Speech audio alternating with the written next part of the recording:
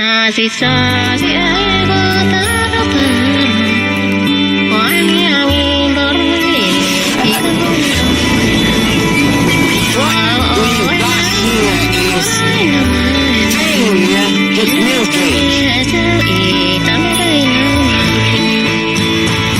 got the ball. Oh, are you ready? Hi, g'day everyone, Matt over here. Sorry, is that me? That's me. The brick bods here. At least I know the sound's working. Because I thought children don't fall from the sky and all of a sudden are 8 years old and build Legos. No, I'm not. Honest, I'm not. Backlog doesn't mind sitting there a little longer. It's been sitting there. It's on the landing. It's in the hallway. It's. It might not mind sitting there, but I trip over it every so often. People real careful. Exactly. That's such a good idea. Do Rebels versus Stormtroopers or something, and then I can have it in an every Lego Star Wars mock or something. We should have possibly Brigger Picks. Sorry, joining us a little bit later on. Same thing, just backwards. Yeah. I see how you're moving it so I can't reach. No, oh, come on, these minigirls are cheating. Because they've got way more Lego in play. That's mock here, and I've got my mock there, and like Stranger Things set there. Not very organised. I have to show you this.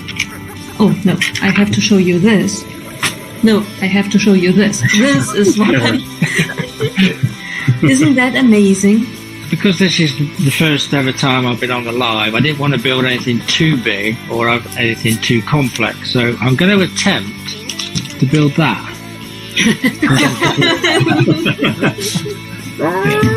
Get him some wings. He's so cool. No, I don't want to be a chicken. Don't make me a chicken.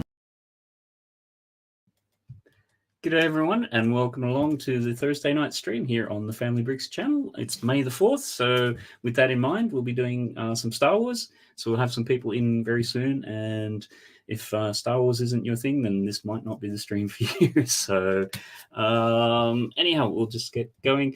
There should be a poll around sort of asking, at least on YouTube, if you've actually bought anything in the last 4 days or so, whether it's Lego or some other related Star Wars things. So just let us know how you're getting on with that and the usual sort of things, because I'll forget during the stream. Share, like, and subscribe.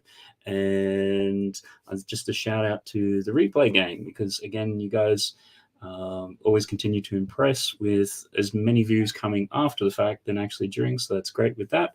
And a shout out to Brian's Bricks, who left a comment on the last one. Has actually been watching a number of the streams, and to I think it's Glenn Millett as well, who left a comment in the last one. So if you are on the replay gang and you watch this back and you leave a comment, then I'll give you a shout out in the next one.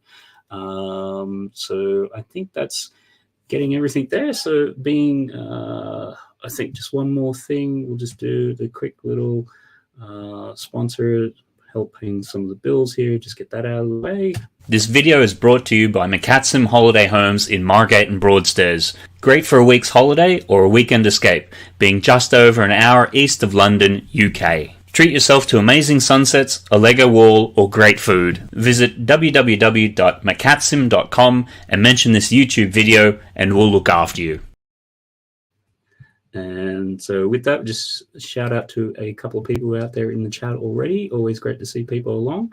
And we have Tech, who's just finished up his stream. And I think in the joys of live streaming may have had a few technical difficulties. So I'm sure we'll come across some here as we normally do.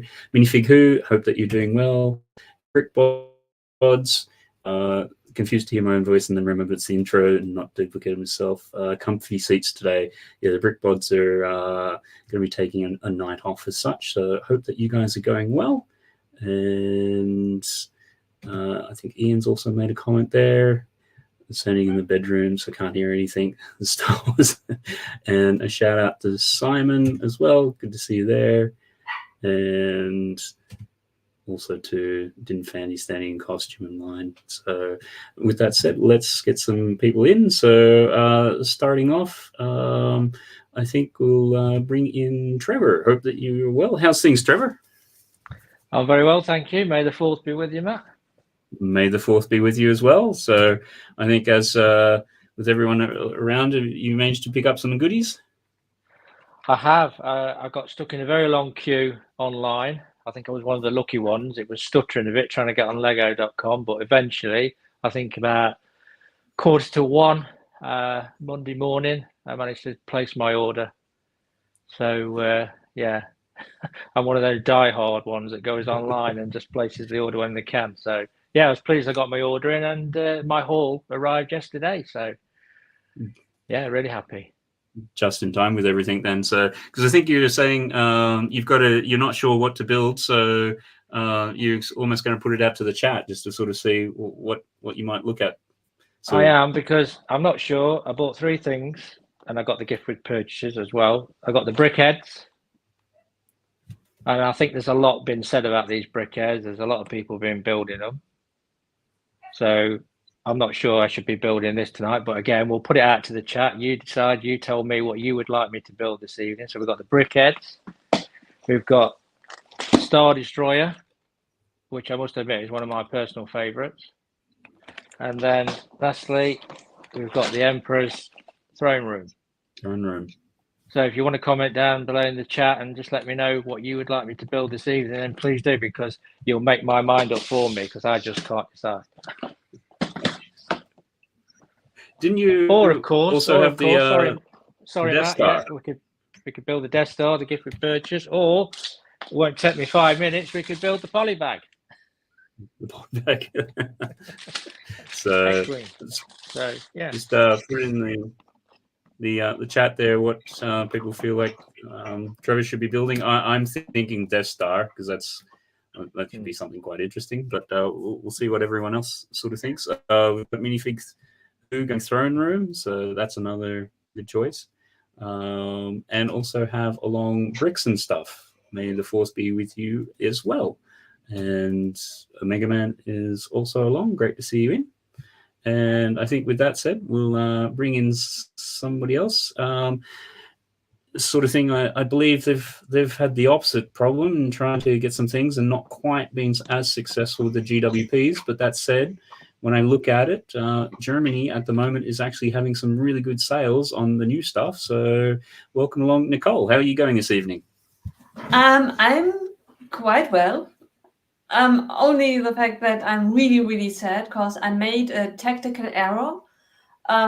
I went to bed on Sunday on the 1st of May instead of buying online. Then I was lucky and got the Throne Room at Amazon at 23% discount. And I thought that I would be able today at the Lego store to get the gift with purchases with all the other stuff that I wanted to buy. Unfortunately, no GWPs anymore. And when I got home from my travels, online they weren't available either. So I'm out of luck. No GWPs for me. Yeah, I think we were doing on one of the Slack groups earlier today, and most of the places in London, they all ran out sort of yesterday, apart from Leicester Square, which is the main flagship shop, which they always seem to have so many left over. So certainly if there's anyone in the UK who can't get anything, yeah, fast track down to Leicester Square to grab some stuff. Right. If So, you see me there all right. tomorrow, just flying in. Probably a bit excessive to go all the way that way. Right. But I have speaking of, something to it. I will get a Cody into my life. that's a cool nice. set. I'm very happy. Yeah. I have it for quite a while now. Bought it from Amazon at a discount. I think Black Friday was very, very nice to me. They had really good discounts. Yeah, no, certainly.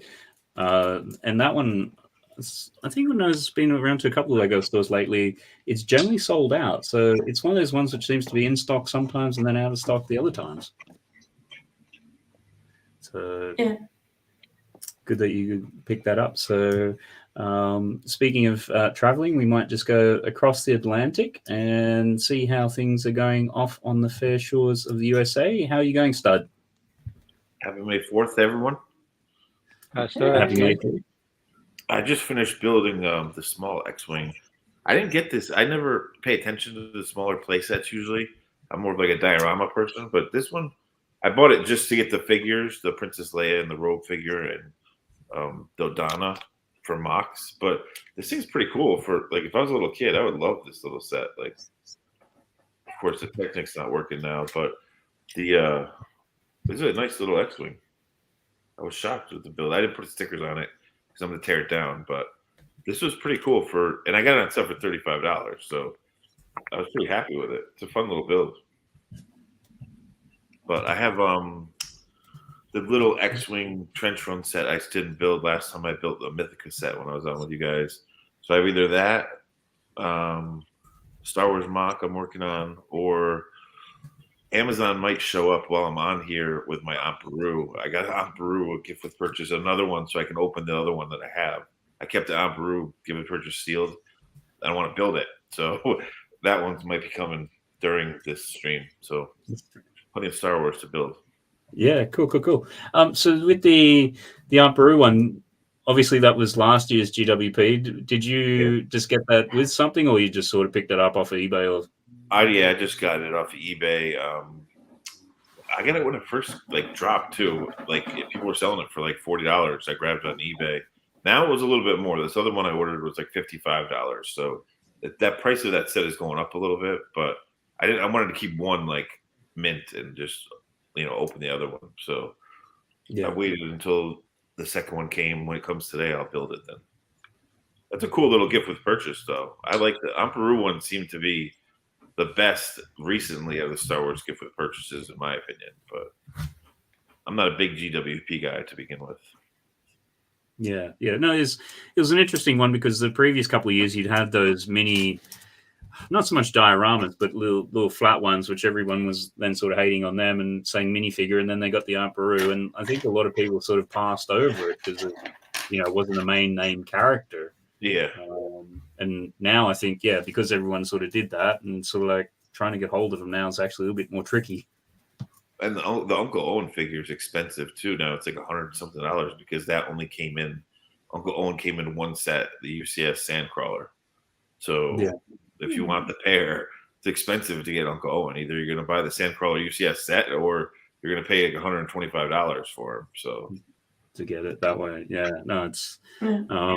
Well, I think I was having a look at it. There's something like over 1,200 different Star Wars minifigures or something like that. So a lot of those would have been, just in the one set. So it's not like I can really see them redoing that anytime soon. Yeah. I don't. Uncle Owen. I mean, unless they did like the Homestead, set, that would be great. But that'd be hard to design because half of it's subterranean. But I mean, their designers can easily do it. That's one set that I would love to see, like a UCS, kind of how they did the Cantina, do the Uncle Owen Aunt Beru, like Luke's Homestead. So like a UCS set of that. I would love that. But I'm sort of a trilogy guy. So Master Builders type series. Yeah. I think that would be cool. So, okay, cool, great. And I think one more person to come in for the time being, someone who's new to the channel, at least joining the stream, which is great to have on. And certainly when I thought of doing this as a Star Wars one, it's sort of like, well, who's somebody else that I know who's really big into Star Wars? And so I thought, well, okay, we'll have Not That Sam Smith come along. Hello. I'm very good. Yourselves? Yeah, great. So, because you do a lot of Star Wars mocks and in things in that vein. Yeah, Star Wars is my main thing with Lego. Really, I do like a lot of the other themes, and I do like buy it as well. But the stuff I mainly do like videos on, or like my main focus is always the Star Wars stuff. Yep. Okay then. And what will you maybe building this evening? This evening, I first need to basically sort out my desk. But I've had this set in my backlog for ages, the Hoth ATST.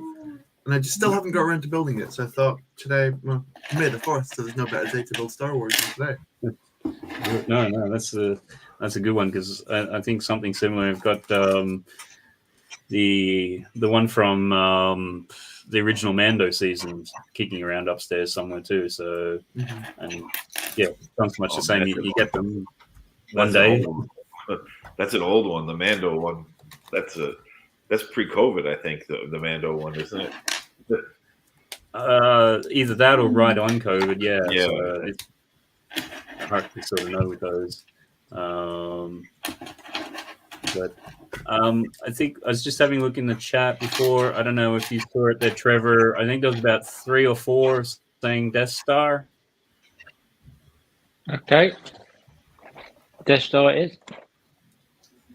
So might be a good one to start off with. Right. And that way I haven't seen it. Brick Askew has asked... sorry, Nicole, what you say?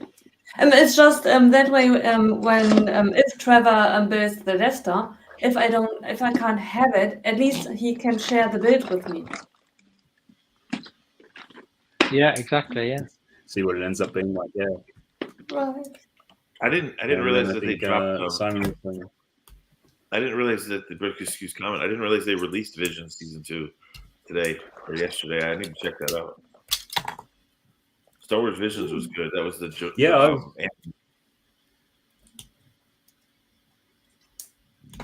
Yeah, it's a bit the same. It's obviously knew it was coming, but then if it's out today, it's out today, which I mean would make sense. Yeah, and I'll watch it later for sure. Or just get started on it. I wonder if it's. I assume it's the same as the last season, where every episode's a different story, like not related to each other. I'm assuming that's how they continued it, but find out, I guess. Yeah, I think so. It was we're talking to Tech, who went along to the Star Wars celebrations, and they had a bit of a panel on it. So he was mentioning about it and seemed that it was a little bit more cohesive than last time. But if and when he pops on a little bit later, you can probably further comment on that.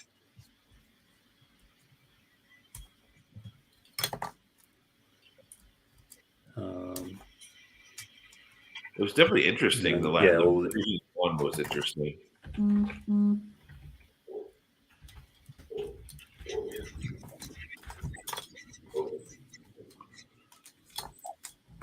Sam, is your shirt like 3D graphics? Is your shirt like printed for 3D glasses? I don't think so. I've never tried it, but that would be quite an interesting idea. The blue and red makes it look like it would work with 3D glasses. Get on it with 3D glasses and look at it do that. Yeah, that would be quite funny. Yeah, just give it a bit of a try. Put on some glasses and see if it. Try to, yeah. I mean, it looks like one of those 3D graphics. It's pretty cool. Do you think there is too much Star Wars? Because when you guys just talked about visions, when I read the comment, I hadn't thought of Star Wars related. I thought of Vision like the Marvel Vision. I thought, that's the character. And now I googled it and I thought, there's an animated series. I totally missed it. Yeah, they did one season like 2 years ago, I think, or maybe a year and a half, somewhere around there. And this is the second. But it's done by different like directors of each episode, and different animators. But it's like mostly Japanese animated style. So it's like anime kind of. So each story is different, totally new. Yeah, I think you would like it. It's definitely much different than normal Star Wars stuff, but it's still cool. It's really cool. I can imagine. It looks amazing. It's just I totally missed it, and I'm on Disney Plus all the time. Not all the time, in reasonable amounts.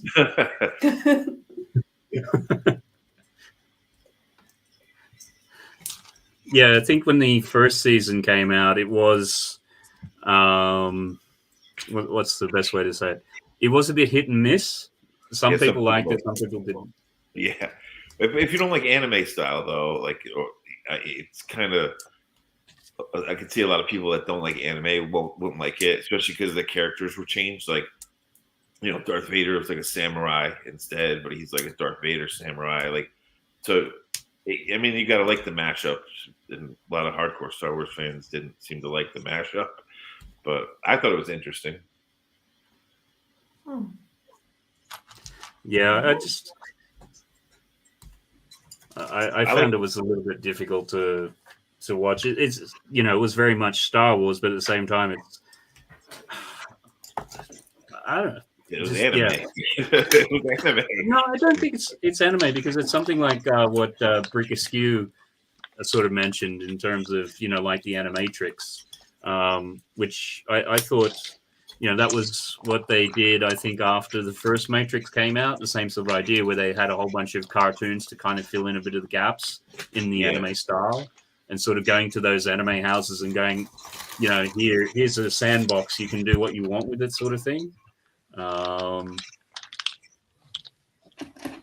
Yeah, I liked when I was growing up. I liked Akira and Ninja Scroll. I used to watch like the real popular anime like flicks. So to me, it was kind of cool. Some of the episodes in the original Vision season were like, not as good as the others. There was a few that were like really good, and some were just like meh. But it was cool for Star Wars content. But yeah, it's definitely not your average Star Wars series, that's for sure. Yeah. No, it's good when they do things like that, because at least then, they're trying different styles and different flavors, and you can sort of have different takes on things. But I think I only watched 3 of the 6 episodes because I just couldn't get through it. It's just really difficult. The later ones were better, actually, to be honest. It's funny how they set it up that way, but I wanted to wear one of your shirts tonight, Studs. I know it's shipped. I'm sure they sent tracking information and everything. Yeah, tried to deliver it to me today, but I was at work. Trying again tomorrow. I thought, no. Yeah, because it will ship to you from the European facility, so the timing on that is like a little bit slower, like not much, but. So unfortunately, because I was going to wear it tonight. I appreciate that. People love that one. Like Ryan always wears that one. I need to get myself one of that shirt because I wore mine out. Like mine's like 8 years old. It's a really good design. Oh, thanks. What's the design? Which one?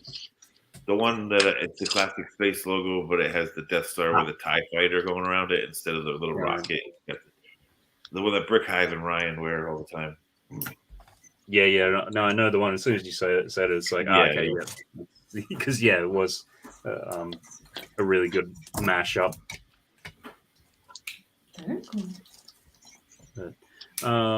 What I might just do is just quickly go around you guys here, and I'm just curious as to out of the Star Wars films, what your favorite one has been.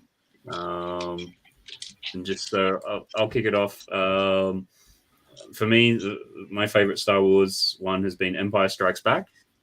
So Trevor, which is your favorite? I agree with you. Empire Strikes Back. That was an awesome Nicole? Film. I think if I had to decide, probably Return of the Jedi. Okay, Return of the Jedi. And Sam? I'm with Nicole. I'm a huge Return of the Jedi is my favorite as well. I'm good because like this year they're of course going really hard with Return of the Jedi because of the anniversary. But the issue is my favorite part of Return of the Jedi is all the Jabba's palace stuff, and that's the stuff they're not making sets on. So that's quite unfortunate. But besides that, I love Return of the Jedi. Okay then. And Stud. The TV movie Ewoks Caravan of Courage. Good choice. I'm not kidding. I used to watch that because when I was young, I saw all the original trilogies in theaters, but we couldn't get them on VHS for a long time. So when they would show that Ewok movie on TV, we would record it and watch it over and over and over. As bad and low budget as it was, I watched that thing so many times.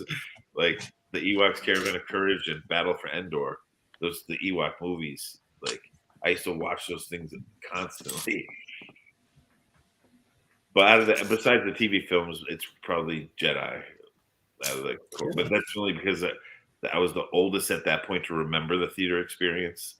Like the original one, I was real young. I remember being in the theater, but not really paying attention. Then I remember Empire in the theater, but Jedi was like I was already old enough to really like be into it. But those Ewok movies are what I used to watch constantly. And then finally the VHS came out. Yeah, because I remember much the same. It's sort of like it wasn't on VHS, and you generally you couldn't rent it, and it was hardly ever on TV. It was just bizarre because it was like kind of an outlier for the time, and it sounds like at least in the States, it was a bit the same. Yeah, it was. Yeah, it was barely on TV. So, but they would play that and the Ewok stuff all the time.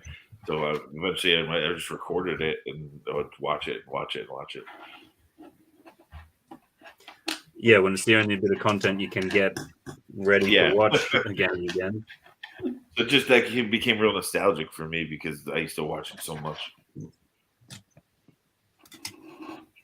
Yeah, because that was going to be my next question for everyone is just sort of, what is your first sort of memory of coming into Star Wars, or that you can remember when's the first time you saw it, or things like that? Because I certainly remember, for me, we were taken to see like a matinee screening of Return of the Jedi, and we were quite young at that stage.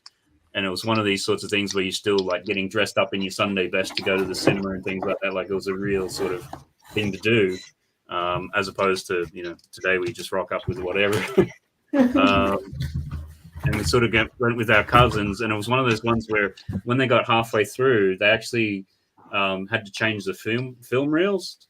So when they were doing that, this was like the first time most of us had ever gone to the cinema because we were quite young, and it was almost the sort of things where our parents just go into that because we went next door to drink. So you got halfway through it, and when they turned the projector off to change the reels, most people thought that was the end of it, and so like, well, this is weird. So half the people left, and then like 10 minutes later, it came back on and started playing, and the cinema was half empty, and they wouldn't let the people back in. It's just like, oh no.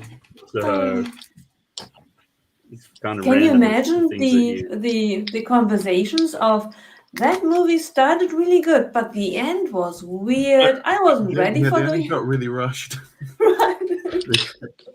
I saved I think it cut out like the VHS. This is the VHS box set of the original.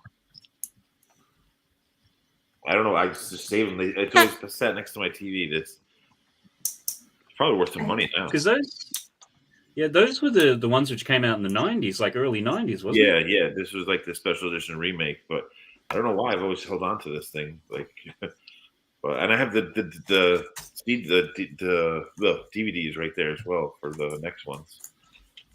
I think I had those too, these VHS tapes, and I think I gave mine away when I bought the DVDs. And these are before he made the changes to it too, so it's not. It's digitally remastered, but it doesn't have like the other changes that Lucas made afterwards. Yeah.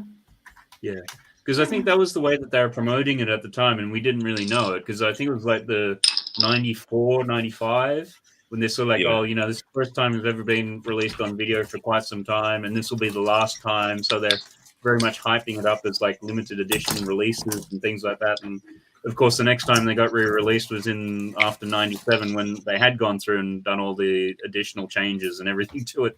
So I think part of the reason that they're actually worth some money is it's very difficult to actually get a lot of the unaltered versions, and that's one of them. Yeah. I don't know. I'm always going to hold on to this thing. It's just memories. That, and I have the original Star Wars Monopoly game. Like they've made a bunch of the Star Wars themed Monopolies now. I have like the original, the first one that came out. It's still in mint condition. We used to play it all the time. Yeah. Oh, cool. So, Nicole, what's the first time you can remember coming across Star Wars? I am the youngest of 3 children. I have an older brother and an older sister by quite some time. They are 15 and 17 years older than I am. So I must have been 7, 8 years old when I had sleepovers at my brother's place. And while I was over there, we used to watch Star Wars. So he introduced me to Star Wars. And whenever I was left alone, my parents went to go on a party and I was old enough to be left alone, I always was allowed to treat myself, to prepare myself a pizza, and secondly, watch Star Wars. And those were actually the very first 3 ones that came out. And that's my earliest memory of being at my brother's place and having sleepovers and watching Star Wars, and then being on my own and having the place, my parents' place, all on my own, and having cool Star Wars nights. Oh wow, that's cool. And I loved it. It's always the thing with older siblings. They show you stuff, and you kind of some of your taste sort of then goes along with whatever they're interested in. Exactly. And I have really to thank my brother, because he introduced me to bands like Pink Floyd, and it's really cool to have older siblings. Yeah, I can recommend it. Everyone who has children and they are of quite an age already, have more. The younger ones will thank you in 30 years. I think a couple of the parents would be like, "Yeah, that's the upside. The downside, however." Right. I remember when they re-released the original trilogy in theaters, because I was like going into college. I was like around college age, and my friend, they opened a Pizza Hut in our town, which was rare because you don't usually see Pizza Hut or Domino's here, because there's all mom and pop little Italian places, and those chains just don't seem to survive. But I remember Pizza Hut went crazy with like the promotion of the original trilogy in theaters, so you could get all these different posters, and they had all this cool like swag at Pizza Hut. I do remember that one, because they did the original trilogy posters again, and they were releasing them like really full size. You can just go and get them. I remember that, and then that Pizza Hut closed. But I remember the big Star Wars promotion they did. I think they were the main sponsor here when they like. But a lot of those,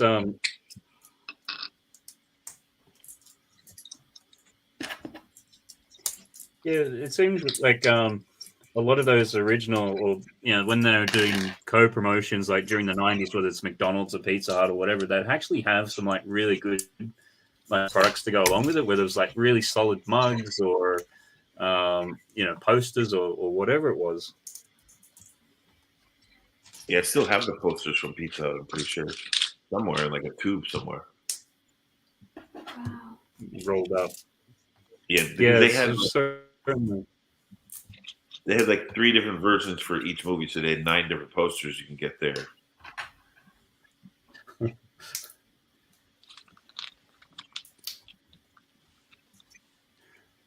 Yeah, certainly. Remember the first time I saw the like the concept art, it was actually done up as like large scale posters, and you're sort of looking at it, and it's like all the Ralph McCure sort of old school paintings and that, and you're looking at it, it's like, that's Star Wars, but it's not Star Wars. Like I don't get this. And it wasn't until years later, it's like, oh, this was the concept art from which they then built everything. Like you just sort of, it's funny when you see it in reverse like that. Yeah. It's and Sam, what was your sort of first foray into Star Wars? How did you come across it? Yeah, it's weird. The first thing I'd always heard of Star Wars, obviously, but like when I didn't really get into it, and the first Star Wars film that I saw in the cinemas was Episode 7. That's to put Yeah. My first experience was actually the Lego Star Wars game, the first one in whenever it came out.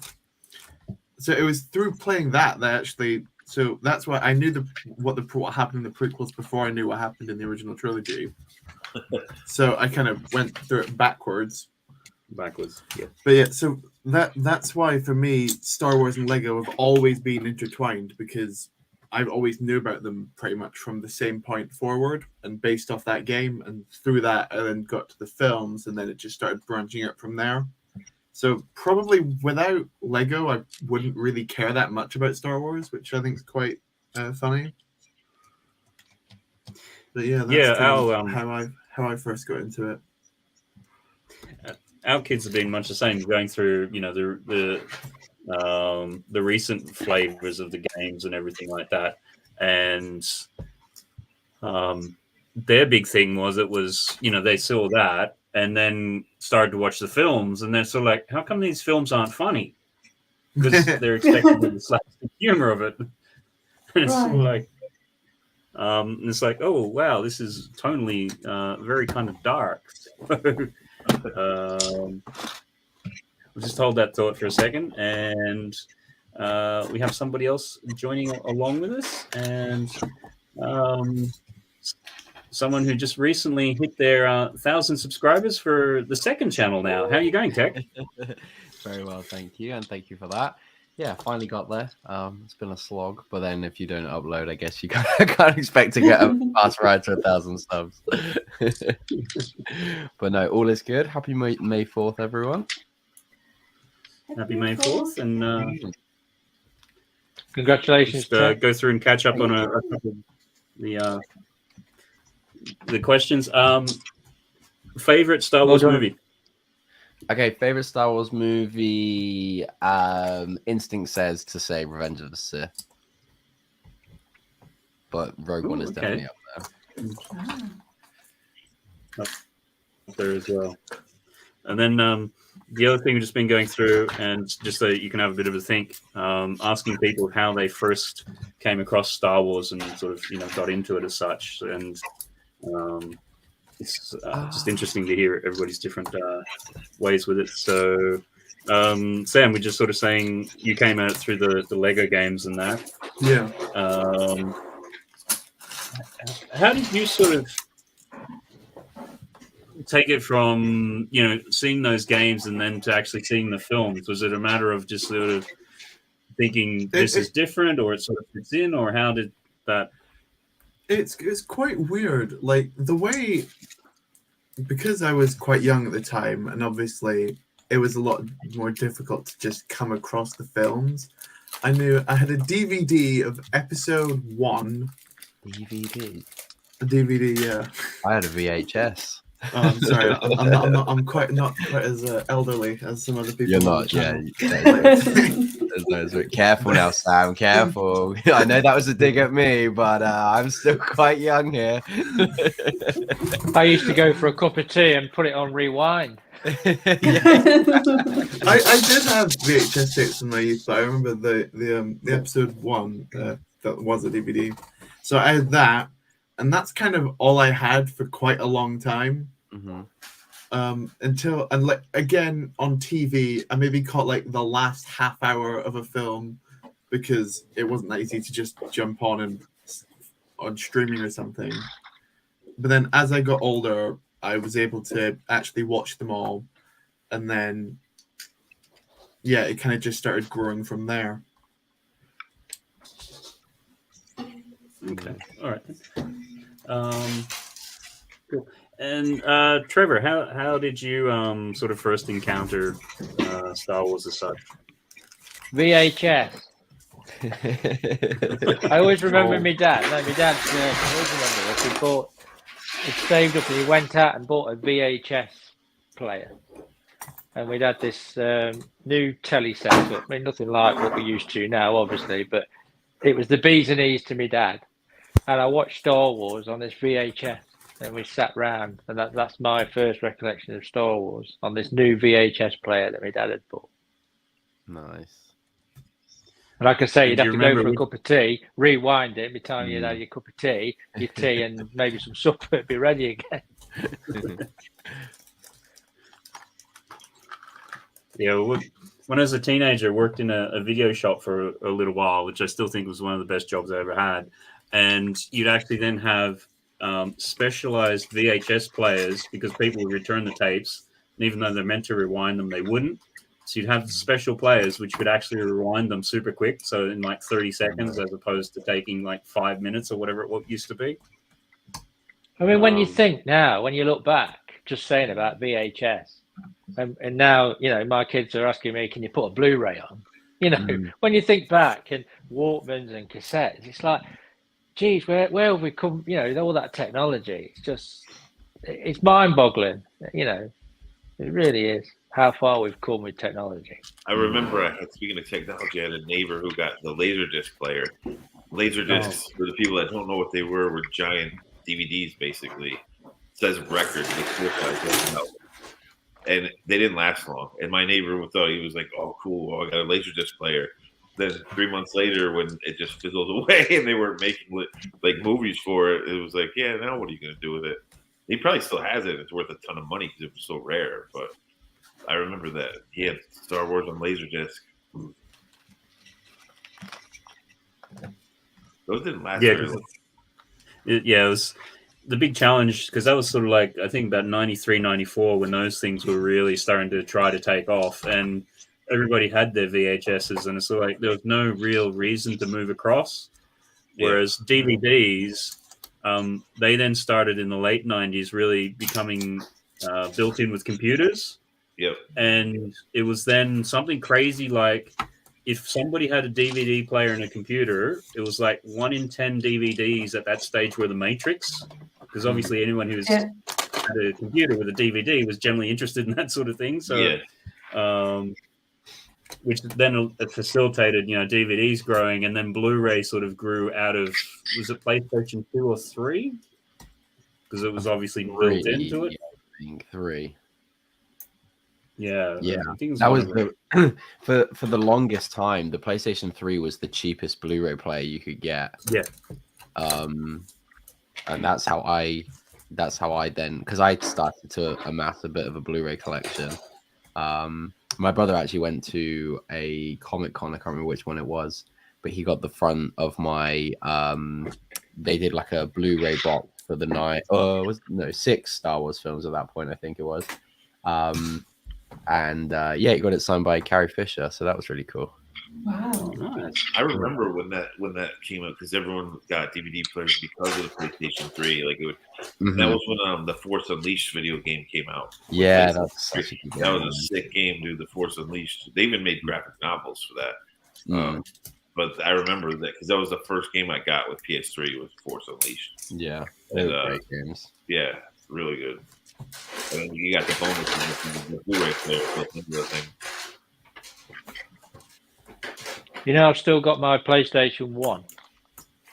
I think I think we had this kind of thing between like me, my brother, my my one older brother, my one younger brother, and then I've got 4 younger boy cousins, and we were all very lucky that throughout our childhoods we'd kind of spend quite a bit of time at our grandparents' house, and so basically my nan's cupboard under her TV in the conservatory is basically just like a relic of all the old consoles, because as we would get the new one, we would all just send our old consoles over to my nan. So if I'm around my nan's, I'll often crack out the PS2 or the Wii and like play Cars or Lego Star Wars and things like that, and it's like super nostalgic. It's great.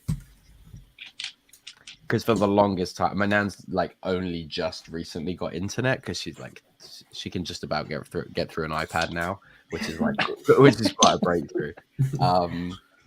But yeah, so she never had the internet up until like lockdown, really, so she could keep in contact with everyone. But yeah, so we wouldn't have internet. We didn't have, when I was like mid-teens, I didn't have like internet on your phone was still like quite expensive.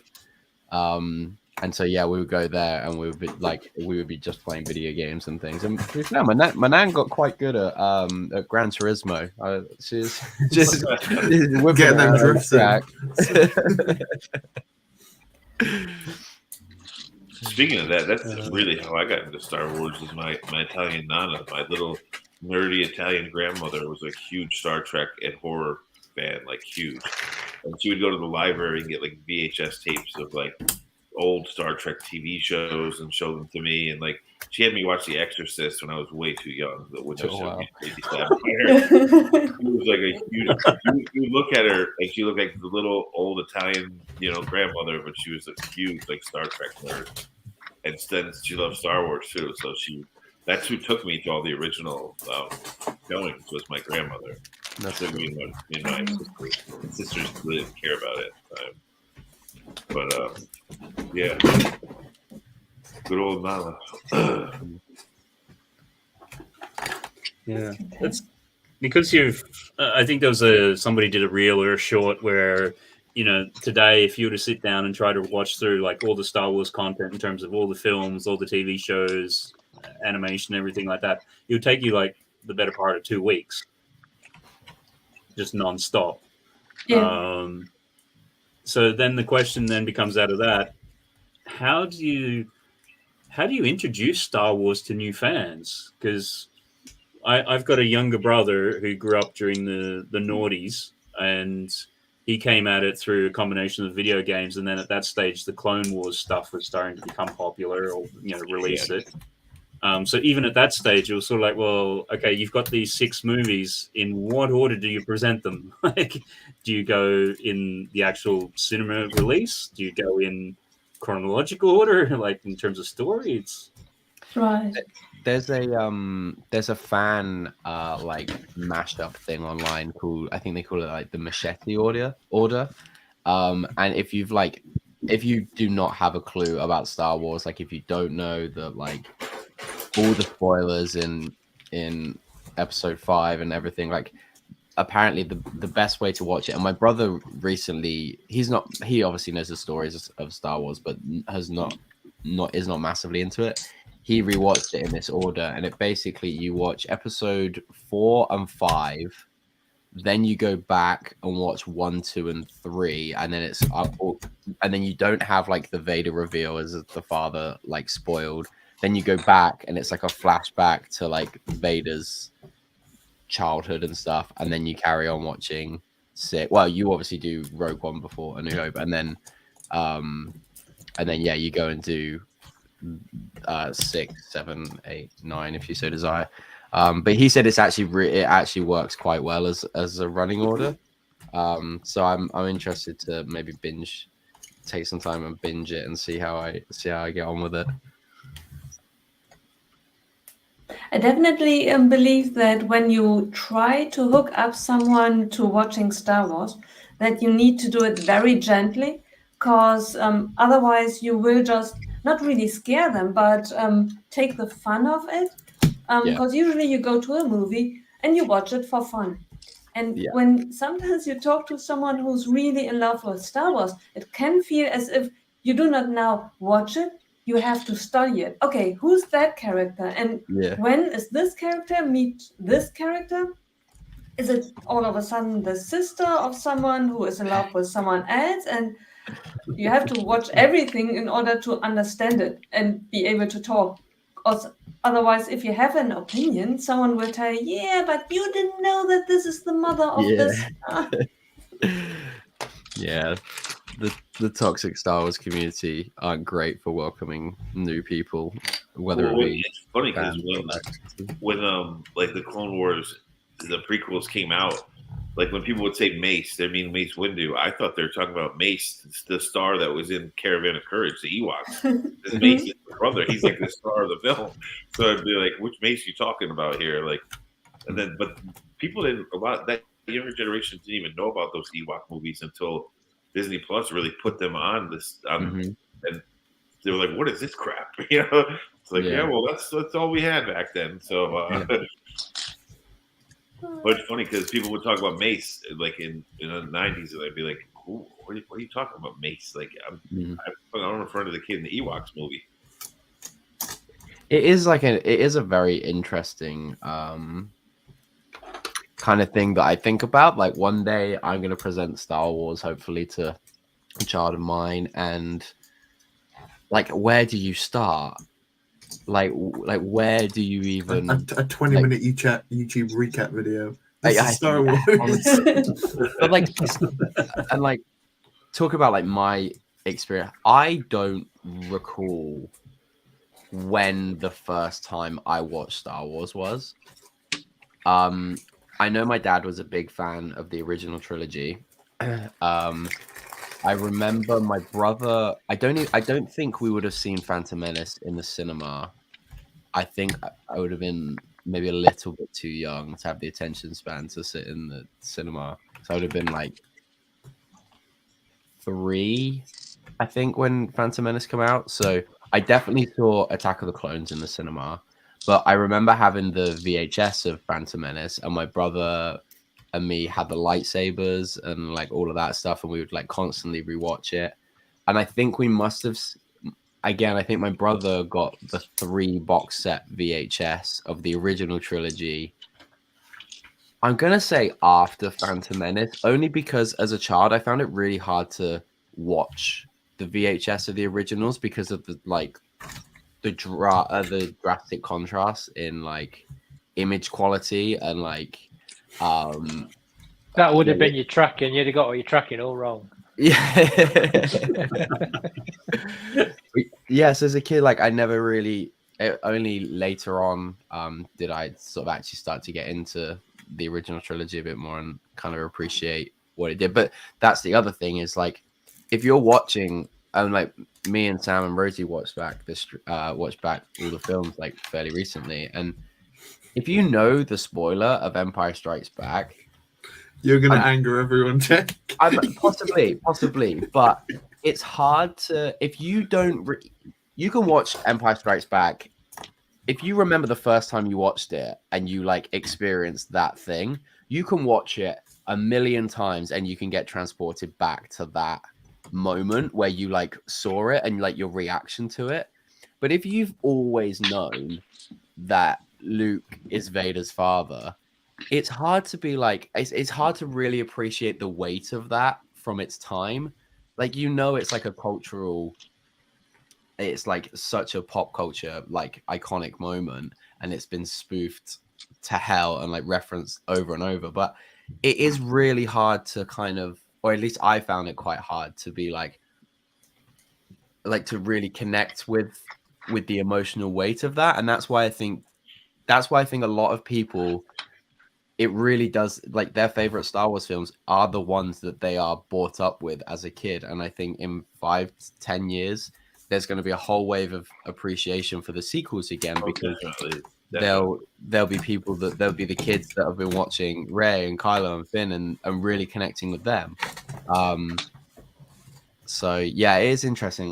But yeah, going back to my point, I really don't know where I'm going to start. Like, do I like hold my kid off until they're like 7 until they can like actually... we all know you're going to start your kid on Rebels. You don't need to that's drag it out. You know what, you are so right. How did I not think of that? You are right. It's funny because that's how my brother did it with his kids. Just naturally went towards the Rebels, like on Disney Plus. They just started watching Rebels, and then he kind of let them watch in whatever order they did, and they know the whole timeline now, like all of it, and they've watched it totally backwards, inside out. You know, they just started Rebels, and then they watched a little bit of this, and then they watch a movie, randomly, and they know it now, like in and out. So it's that would be fun. I think that would be good actually, because that's how my brother did it with my nephews. He just let him, whatever you like, watch, and they figured it out on their own, basically. No, that's good. It was my kids that got me into Mandalorian. To be fair, watch this, you'll really like it. Yeah, and that's how I got into Mandalorian. Yeah. I think that was the second thing my nephews watched. They watched Rebels, and then they watched Mando was coming out. Mm-hmm. You gotta love Rebels. Don't be a hater, Sam. I've never once said the words "I hate Rebels." No. You just do it to wind me up. Of course they do. It is the best animated Star Wars show. I will. It has a lot of lore. You've not seen Young Jedi Adventures yet, Tech. I think. There's a lot of lore in Rebels, that's for sure. They hit a lot of things. So yeah, that's what I think. That's why I think it's really aged very well, is because it definitely was. It was the first thing that Disney done with Star Wars, right? Like, so there was definitely always going to be, this is aimed for kids, but they definitely managed to like bring that back around towards the later seasons and be like, oh no, this can like still not be really dark, but actually have some real significance in terms of like characters they want to introduce and development and things like that. Yeah, but you guys don't want to hear me talk about Rebels all night long. And there's characters too that like Fen Rao the Protector. He's only really in Rebels. Like Rebels has like a lot of cool characters that you'd see in the comics here and there that you don't ever see in live action or animated Star Wars. So the Rebels was cool with that stuff too. Yeah. I started watching it was on the Disney Channel, like on cable. I remember like that's when I first watched Rebels. Like it was what's it call it?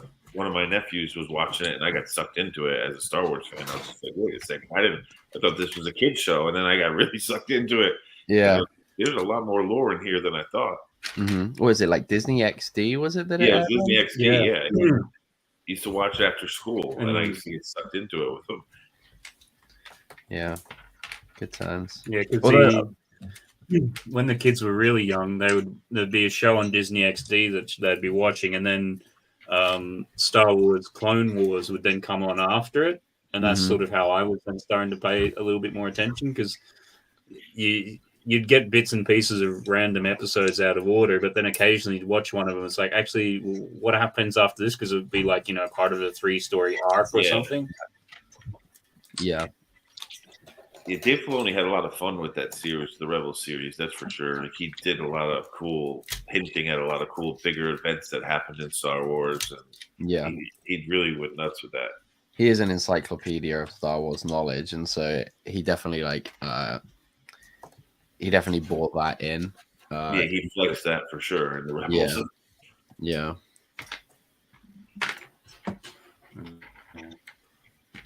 I don't know why people hate on the Solo movie. I thought the Solo movie was good, but I actually quite enjoyed the Solo movie as well. I still stand by, like, there are far more interesting stories to have told, and I think that there wasn't really a need for it, but actually what we got was quite enjoyable. And I mean, it got the hate it did because of, I think, more because of like the reaction to Last Jedi as opposed to I think the casting was for especially for Lando, was like young Lando was good. Like, I thought the casting was good in that movie. But another one of my Star Wars hot takes is that I prefer Donald Glover as Lando than I do Billy D. Williams. I think he's good, but that's another one of my Star Wars hot takes.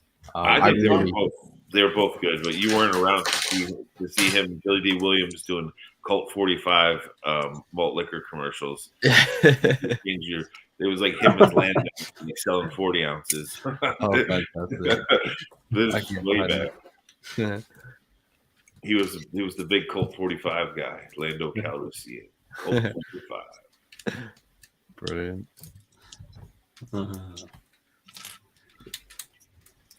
Which, like, it shows you how much times have changed. Like, they wouldn't be able to do that today. Yeah, no, they wouldn't, but they did. Yeah. Oh.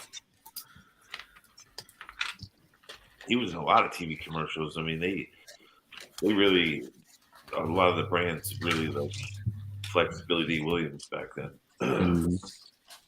He's a very charming, charismatic guy, right? Like, I think people were quite endearing towards him.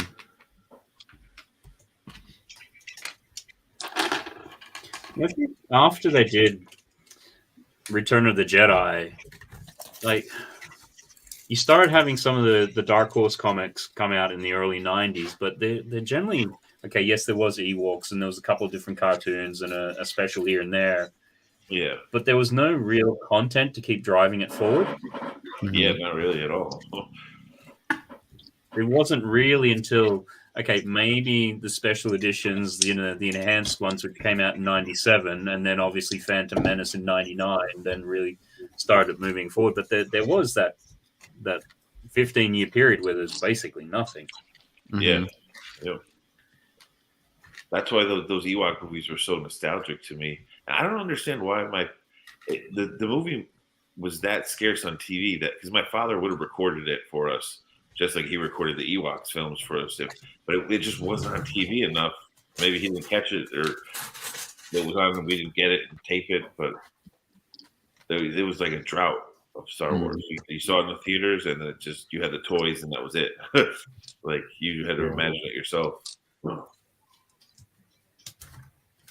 Because even the original like Star Wars comics, which came out in like 77 sort of thing, which were massive at the time, like those books were million print runs sorts of things, and then up until again sort of Phantom Menace, and even into the noughties, like most of that stuff you could pick up in like the dollar bins and things, and now they're particularly like the first episode, the first issue, and the first Boba Fett, and a lot of the initial appearances and things, they go for hundreds of dollars. It's just crazy. Oh yeah.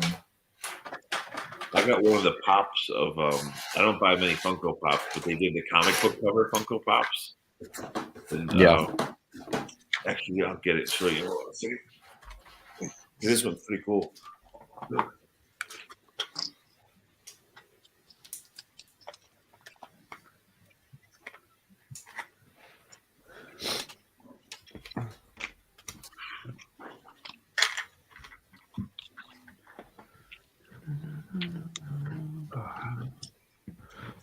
So has anyone bought anything for May 4th yet? You probably asked this question already. Oh, see this? I had to get this one. Remember how they used to do the bold cover? This should be glare. Sorry, but it's the comic book cover, and it's got the comic book Funko of Boba in there. Cool. Wow. Oh, And it's got the hard case, which is cool. But it's the actual comic book, the first appearance of Boba. And even my shirt, this is how the colors used to be. Like the old school comic books would have real punchy, crazy. Because I mean, look at his visor's all like fluorescent orange. Sorry for the reflection off my window, but you can see it that it's the comic. I don't buy many. Like I said, I don't buy many of them. Here, you can see that better on the back.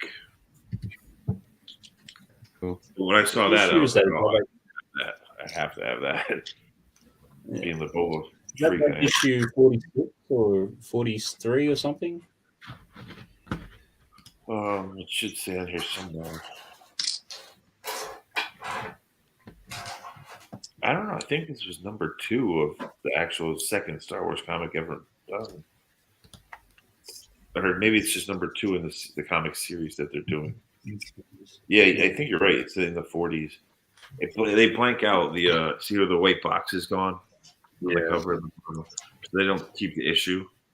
I do remember this cover as a kid, though. And then the interesting thing was like even the pop inside has like bright blue hands, and like they really like match the cover, which is cool. Wow. But it's like a rabbit hole, because when I saw this, there was like another one and another non-Boba, but the same Star Wars comics. But I wasn't gonna go down that rabbit hole. I just Bo was one of my favorite characters, so I was like, I'll get that and walk away. Wow. I'm glad I did though, because this concept is cool for them. The comic cover, I think.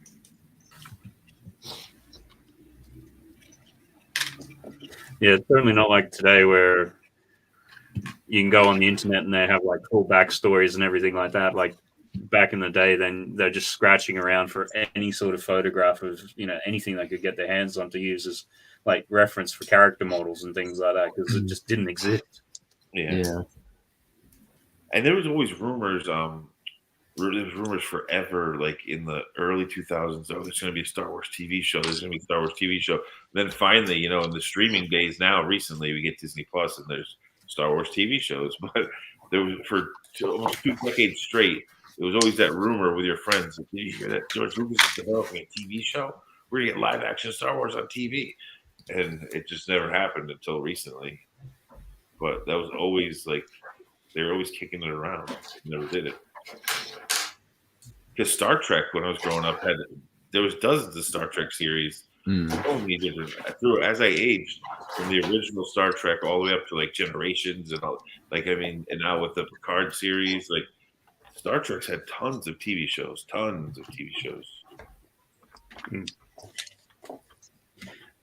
But Star Trek always, like, it originated as a TV show, so Yeah. you know, in the 60s it sort of had a little bit more leniency that way, where, and obviously the effects were, you know, they were great for their time, but they were TV budget like effects, whereas I think with obviously the Star Wars ones, they created the whole industry out of it, so it didn't lend itself well to, you know, doing half-hour episodes for like 23 weeks of the year. Yeah. My grandmother would have loved the Picard series, the recent Picard series. She was such a Star Wars or Star Trek nerd. She would have loved it. That's a pretty good series, the Picard series. Yeah, definitely.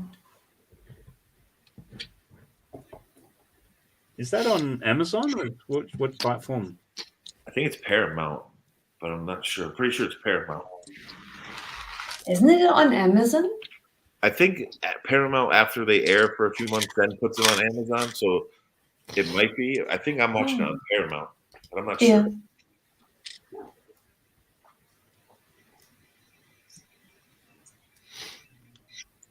Because I don't have Paramount, and I watched the first 2 seasons of Picard. So at least the first 2 seasons must be on Amazon. On Amazon. I know as well, like a lot, sometimes, like, depending on who's got the rights, different places will get it, like in different countries and stuff. Right. So that would be. Yeah. That would be. Because we can't get a lot of the DC extended universe, because that's a deal with HBO and Sky, which I think doesn't run out until like 2025 or something. So that was why that's why Disney Plus didn't or Ed, like, it came out in March here, I think, but in America it was like the November or October before, I think, because Disney had so many of their films tied up in a deal with Sky that it just wasn't. They could have launched it, but they would have had very little in terms of like content that they had the license. So in March, that's when their deal expired, and then that's why, because we had The Mandalorian air later, like it had already aired in America by the time they had aired. Yeah. No. Yeah, I remember that at the time. It was sort of like, because you just got so frustrated with that, because, you know, it's the usual sort of thing. You go online, and because the Americans already seen it, you'd see everything on, you know, Facebook or Instagram at that stage. And it's like, well, we don't, you know, it's not even in sight for us, sort of thing. Yeah. Right. Didn't they still release Mando weekly here, even after the entire show was already out in America? We still had to get it weekly. Yeah. I remember those were dark days. I think that's right. I think they, like, Disney Plus, I think now are a lot stricter on it, but I think at the time, if you had did a pre-sign up to Disney Plus, you could access it with a VPN, but I think now it's a lot harder to do that with Disney Plus. But yes, I think at the time, like, me and my sister were just like, we'll sign up to Disney Plus, we'll want it anyway. And so then I just VPN'd watching Mando, and it wasn't. Yeah, you used to be able to switch the country on a VPN, and but they're catching on to that now, and they're stopping. They are, yeah. I used to do that too sometimes. When you want to see something, you know, there's a way. There's always a way. Yeah, exactly, and that's the frustrating thing, is like they didn't have to air Mando in the US at the time. They could have like held out but they didn't, and I would have been more than happy to pay. I did pay for it, I guess, but like I would have went and watched it illegally if I did if I didn't find this way, because I really wanted to see it and I wanted to enjoy it spoiler free. And that would have been their loss, and I probably wouldn't have signed on to Disney Plus until maybe the second series come out. Bye, Matt.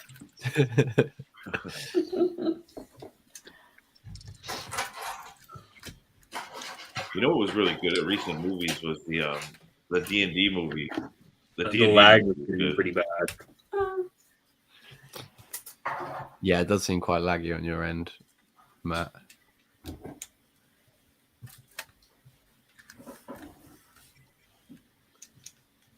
This is not the lag you're looking for.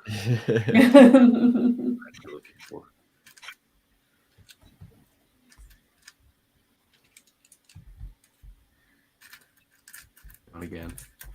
Sam, have you bought anything for May 4th yet? Not a single thing. No. I just, the promos didn't really speak to me. And I'm kind of at a point now with Lego where, like, if it's not on sale, I really struggle to pay full price for things. I agree. Or unless there is like a really good promo, like a celebration, like the tile, that I was willing to pay full price for stuff. Yeah. But like, if I'm not that interested in it, I really just don't want to spend full price. I'd rather put the money to like parts from Mox or something like that instead. Yeah, I'm the same way too. Like I just saw in Target, it was like a couple weeks ago, they had the Fang Fighter and the Mando TIE Interceptor set early, and for Target they weren't street dated, so I was like, and they had a lot of them. I was shocked, like tons. And Sean from ACOP told me, he's like, yo, go to Target right now, they'll have them. But I went to buy something else for a mock, a little classic space drone robot figure I needed that was in a little 3-in-1 for a mock. And I didn't buy the Interceptor because, like Sam said, I'll get it. That thing's gonna be around for a long time. And for $100, I'll wait. It'll go on sale eventually, and I'll grab it. Like I do want the little astromech droid from that set, but I'll get it eventually. You know, it's not like I was tempted though because it was early, and you know, it's like, oh, I can get this early, but still didn't do it. I held out. Yeah, and sometimes you don't really have to wait for discounts, because I bought the throne room and it was ours. I think I bought it at 8 in the morning. And Amazon had it at, I think, 23%. Yeah, Amazon is good like that too. They always do random deals at random times. It doesn't have to be like long into the run of something. So sometimes they'll launch it with a sale. Like, yeah.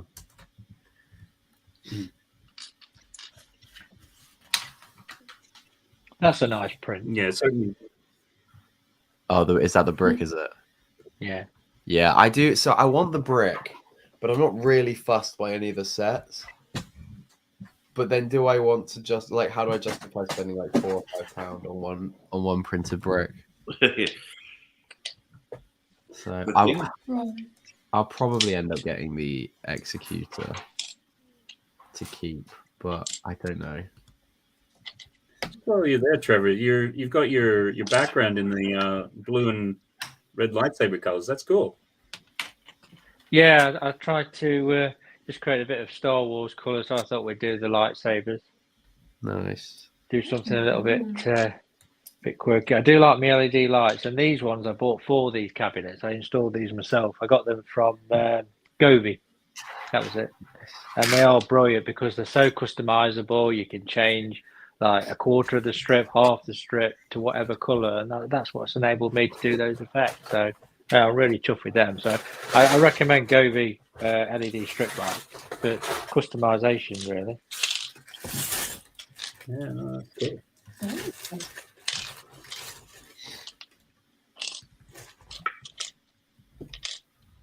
So when we do our Halloween stream, Matt, I can make them all orange.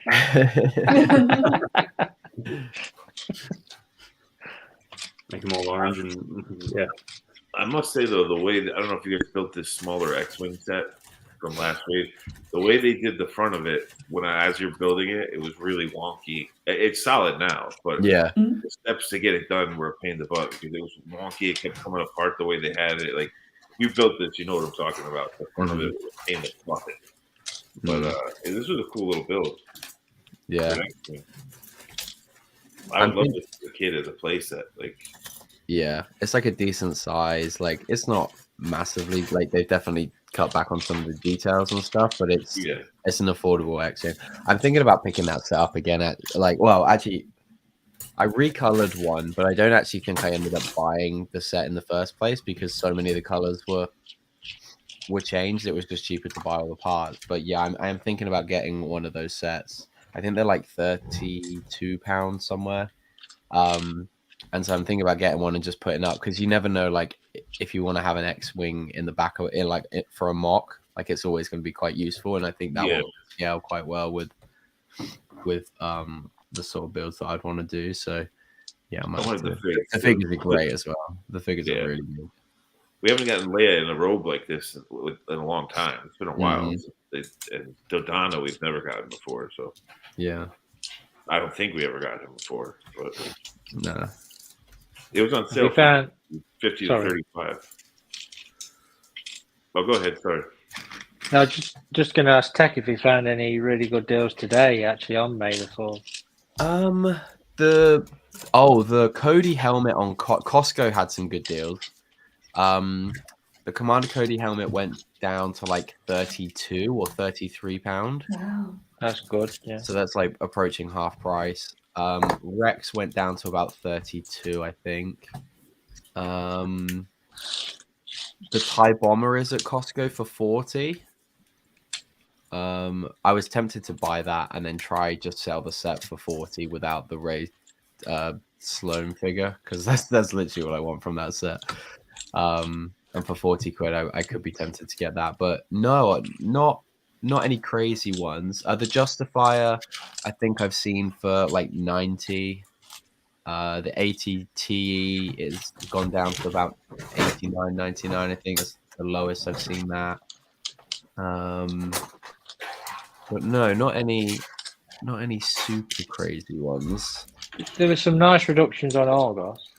Yeah, there's some like 20% and stuff off of Argos. Yeah, Argos usually are better for like Black Friday. They'll like third off a lot of their exclusive sets, which is always quite good. Black Friday and usually I find the week leading into school holidays. That's parents have to have kids home. Let's get them some toys. Here they're also on sale. Yeah, I've noticed those weeks with my personal businesses. Those are like people spend on those weeks.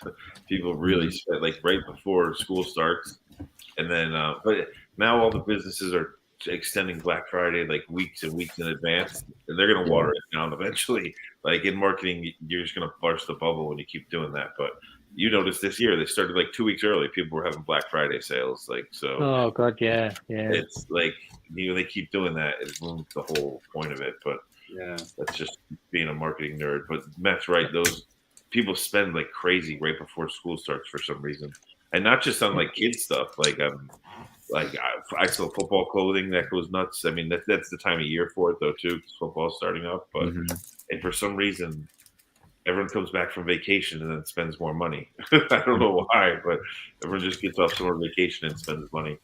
I think people see that like that September, like late August. Well, after we have the bank holiday, September almost feels like the start of a new year because of like the school school year starts. So I think people like have their whole fresh start, and it's like that kind of New Year vibe kind of thing, like kick that people run off of. Yeah, I've just had to make something really fiddly, and then I come down to the bottom and it says 7 times. I've got to do those same instructions 7 times. Which one did you, Trevor? What did you decide to build? The Death Star. The diorama. Yeah. You're a diorama guy. Like you like dioramas, like I do. Oh no, not the throne room. It's this is the Death Star. The one. Oh, the little gift with purchase. Yeah, that one. Yeah. It's quite intricate in a way. Yeah, it's. I'd say it's a little bit more fiddly than I thought because it's small. It's compact, but it's fun. Yeah, it was fun until I read that 7 times. Yeah. I can't decide if I'm going to be really annoyed that if I get a couple and like flip them, I'm going to regret it in a few years. Nicole's upset because she tried to get gift with purchase and they're all sold out. They sold out in Germany. Yeah, I decided I had the chance to go to the Lego store today. So I thought instead of buying anything online, I go on May 4th to the Lego store. Yeah. Sold out. I had to travel there because I don't have a Lego store. By the time I came home, online there weren't any gift of, and there is the X-Wing, but I'm not really fond of the X-Wing. Yeah. Oh, Nicole.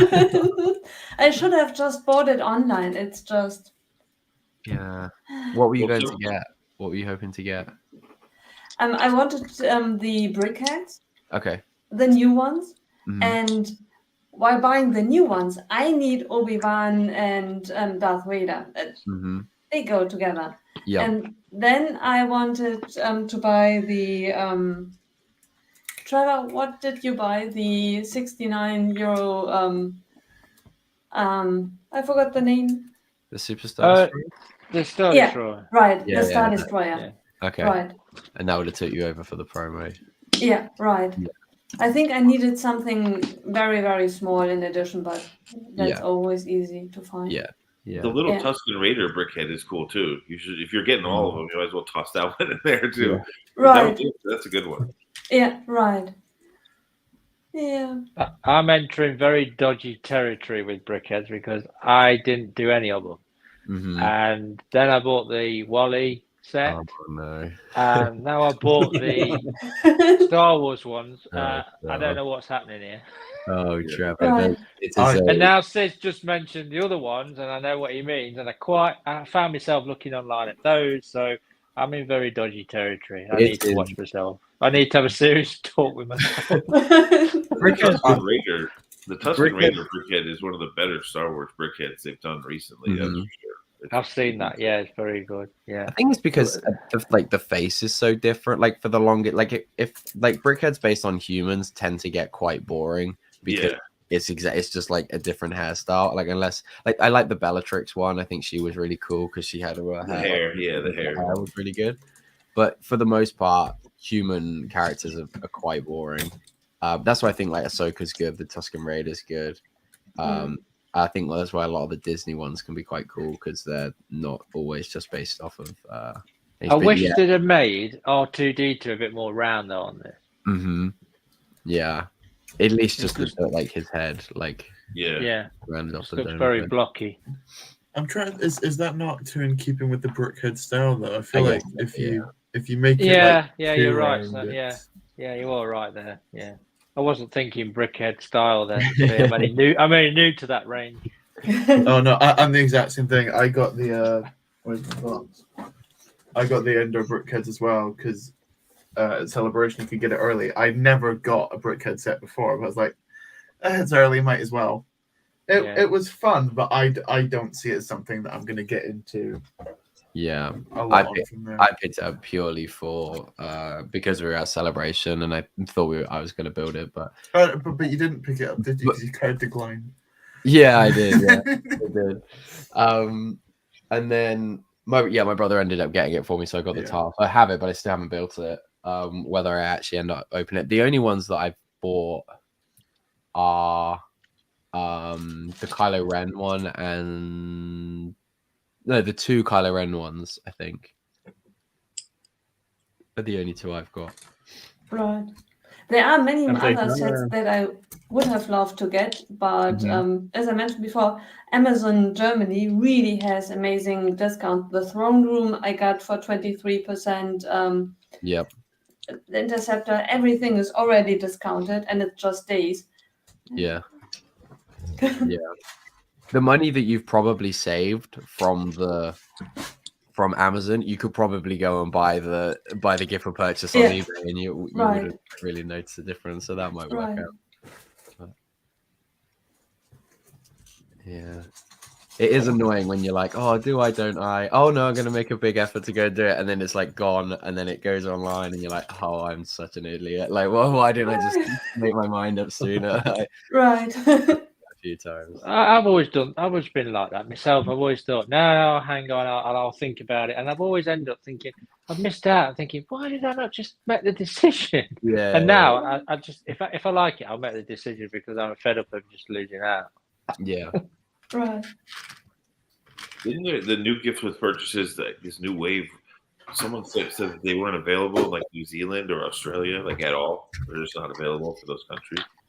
Yeah, I know the Disney CMF isn't available till 1st of June. I don't know about the Star. I think the Star Wars stuff's available, but I don't know what about some of the other sets that come out.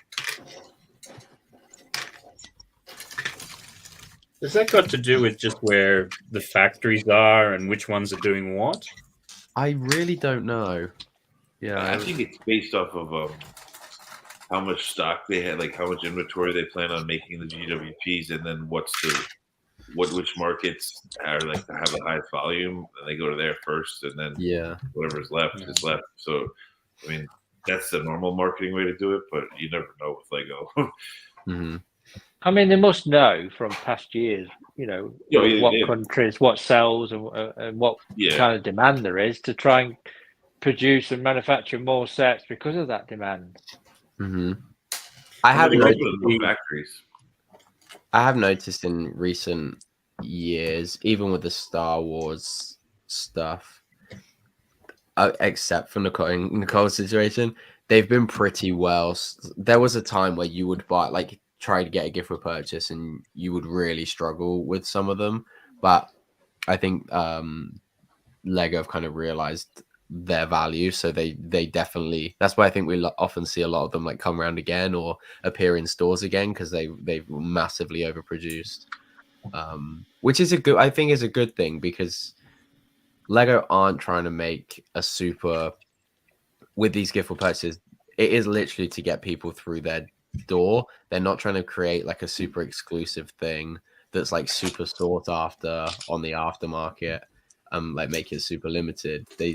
They have to keep you incentivized to go, because like you said, Nicole, you just go on Amazon otherwise and pick it up for cheaper. Right. So yeah, it's in their best interest to actually have decent stock of these gift for purchases now.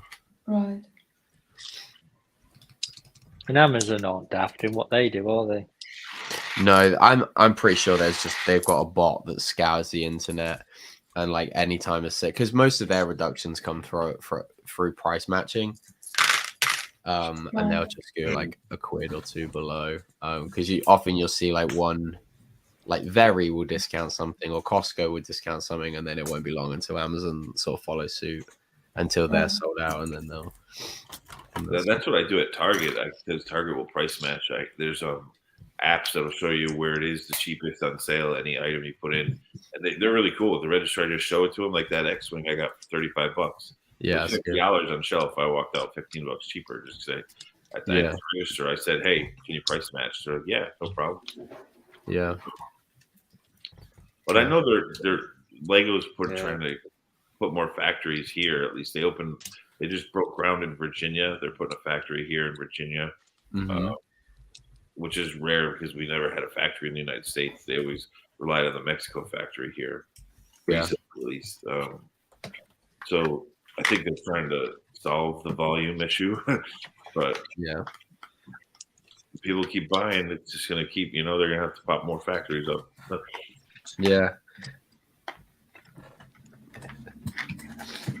I just thought it was weird that they didn't like put the new GWPs in Australia and New Zealand like at all.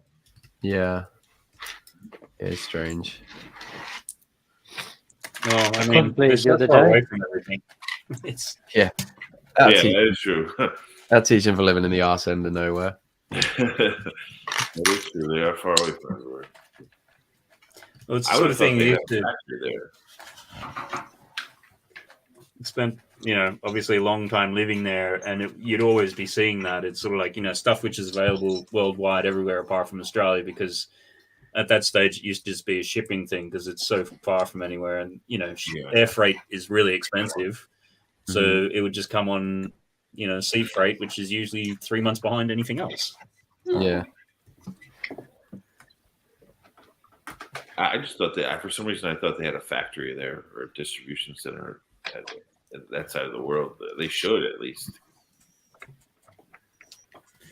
Your population is just too small. Like, Australia's what, 28 million? New Zealand's about 4 or 5, and 1 million of those live in Australia. So it's like, well, Yeah.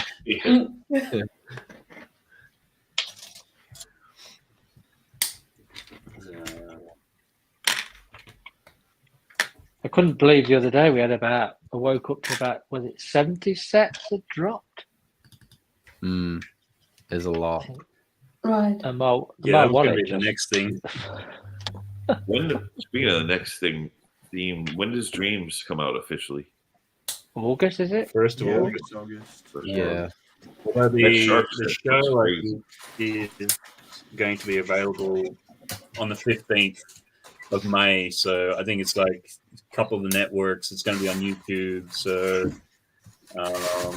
just with that, and I would imagine most people have seen it by now, at least with the Dreams.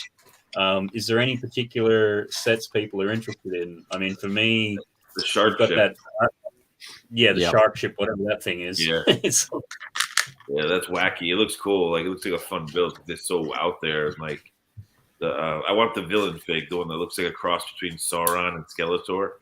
It looks like Lord of the Rings and Skeletor had a baby. Like, he popped up.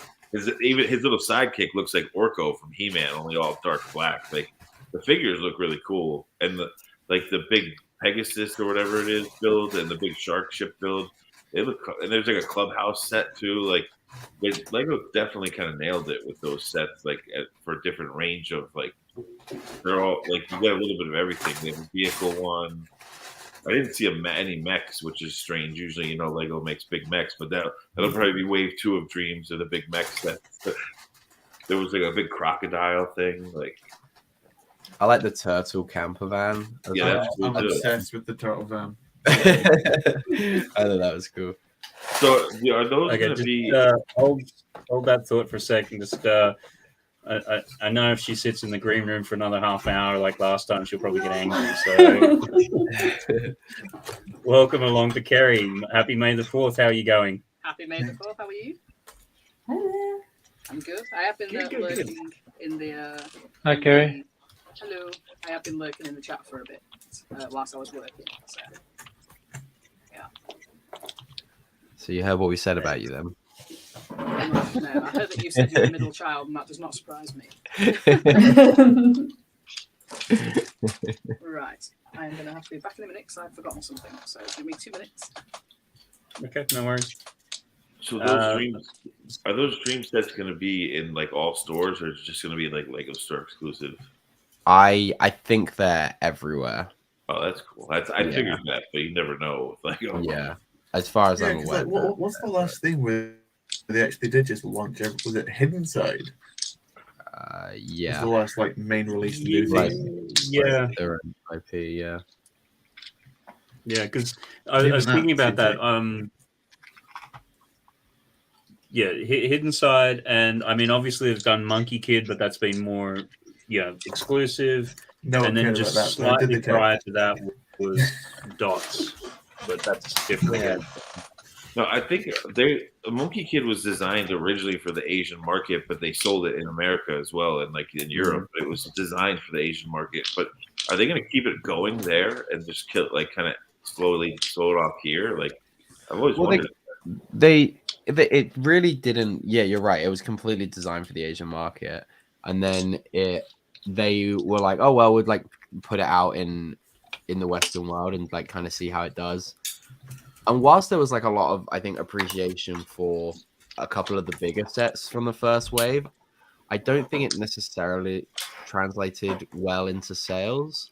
And so they were going to just pull it and make it like an online exclusive and then not have them in stores. But then since then, I think it must have had some sort of like, I don't know, some sort of turning point that they are actually in a lot of the stores again now. So, which is good to see because I love the theme, as you guys know. But is it going to end, or is it going to keep going like Ninjago in Asia? I think it's gonna. Yeah, I think it's gonna keep going because it's selling incredibly well in Asia. Yeah, because that was some of the sets that released the other day. Was a bunch of new monkey kids. Yeah, there's The most annoying one to me. This is a massive parts nerd thing. One of the sets is called the Azure Lion, and it's in dark turquoise. It's not. I know that's massively nerdy, but it just hurts my head to read that set name. Did I hear you guys say that some of you had not bought anything for Star Wars Day? Yeah. Nope, I have not. Wow, really? Not we yet. spent too much money on pins. Yeah. I don't have any left. Pin drop. I got that Rancor pin I told you last time because I saw you when you had it, and yeah. I had it on eBay, and I love it. Like I actually got it in the mail. The thing's awesome. Yeah, it's cool. It's a big pin. That's a big pin. Yeah.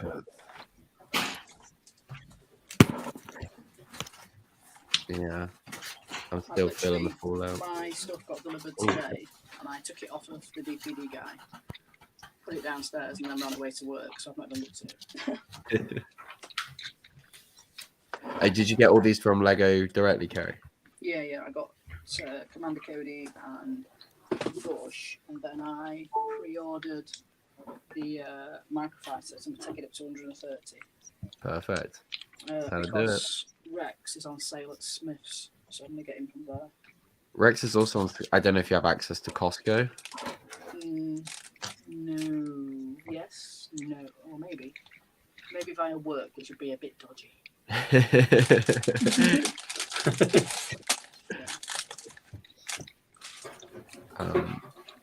I don't know if I open this little thing or sell it. We're just talking about those dream sets, Kerry. What's your thoughts on the dreams? I've not really looked at them. I watched Greg's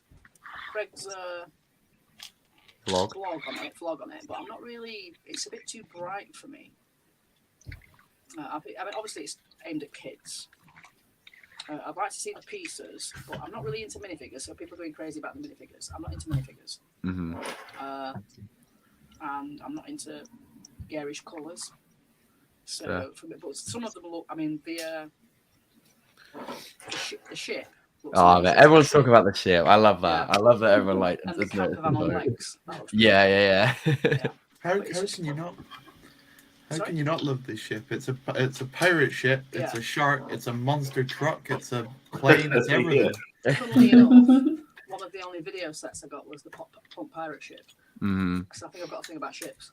Yeah, I definitely do. Probably because I ain't got nothing Harry Potter yet. Yeah, that's a fair point. Do you think it's a series where you'll just get the odd set tech, or you'll collect the whole series, or? I'm gonna be my completionist mentality. Honestly, I'm not sure. I thought when I first was like, I'm gonna get all the Monkey Kid sets, that it would go as long as it has, and it's going. And I'm still standing by. I'm gonna have every Monkey Kid set. I've designed on Studio like a really big mosaic where I can have like all the figures lined up. So I'm waiting for the black 16 by 16 plates. Hopefully they come on lug bulk next year, and I can build that. But yeah, I can't do this whole like completionist mentality in the way that I like buying Star Wars and Monkey Kid. And just space as well. Like I collect most of the Speed Champions ones, but they're like a nice size. But even then, like that's like probably a couple of £100 a year on Speed Champions. So yeah, I just I do like getting the boats. I love the new Arctic boat that comes with the Orca. Like I really want to get that one. I missed out on the ocean exploration boat from a couple of years ago that City had, and I really regret not getting that one. There's some cool City sets coming out, isn't there? There's some really good City sets. I think this is one of the City's probably strongest wave in a very, very long time. Just when you think, oh, like City are really going to do well, they're going to be better than Friends this year. Friends also absolutely knocks it out of the park. Oh, they've nailed it. Garden is amazing. That is going to be modded into so many people's cities. That's going to be great. Right. Yeah, that's going to be a good one. But But no, I'm definitely I bought because I was kind of toying at the time with the idea of getting all the hidden side sets, especially when I knew it was ending. I was like, oh, this is like kind of achievable. But I was looking at some of them and I was like, I really don't care for this. I do regret not getting the hidden side castle, but I did get all of the vehicles. The bus was great. The bus was great. The fire truck was awesome. The shrimp boat was also another good one. Was cool too. Yeah. I love like a little graveyard. They had the subway station too. Subway station. Yeah. The hidden side, I think, was a great wave, just poorly marketed. The sets themselves were very creative and very fun, but it's funny too because as a package design was always a big part of my job as a creative director, like starting out as a graphic designer, and I could totally tell what happened with the hidden side packaging. Yeah, tell that the brand managers were like, we wanted to show what the app does on the cover, and they tried to do that, and like people are used to seeing the set itself on their cover, and you couldn't like the way they did the story visually. Artistically, it was done well, but you couldn't. It was so different from the system and style guide of a normal Lego package that the consumers were confused. People were putting them on shelves backwards, like the Walmart would put them on backwards, like so that was totally brand managers telling our directors like, "Hey, make it look like this," and it kind of failed. They look cool. How do we all think that Dreams is going to go? I mean, obviously, we have to think from a child's perspective, not from ours. Because we're thinking, the sets are cool, but obviously this is going to be a cartoon that kids are going to watch. I don't know why they're keeping the release of the cartoon so far before the actual sets. To me, it makes a lot more sense to like put them out almost on the same day. When's this show coming out? Yeah, in 2 weeks. The sets don't come out until August. That is early. It's like I think the gap's way too long because kids might just lose interest by August. Nah, it's like school. It's like school holidays, and like there's a whole thing about like toy markets in certain like regions and countries and different things. That is when they have their like big push. Like obviously the beginning of August is like right at the beginning of our school holidays, and so parents will want to buy. Cartoon as well. I mean, how many are they doing? Are they going to release them all at once, or are they going to release them? That's also a good point, because if they drag out like a 22 episode series until that will probably take you to somewhere not far off of August, and then you've got the sets by the end of the series. That's a very good point. Because looking at it, I think it could potentially be another Ninjago. I reckon. You think? If the cartoon is good. Yeah. And from the perspective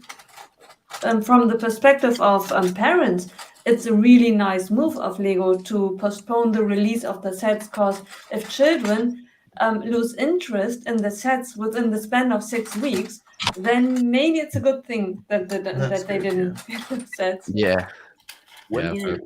When does the summer holiday, like school summer, start for kids in the UK? Like what month do you guys have off? Like mid-July usually, right?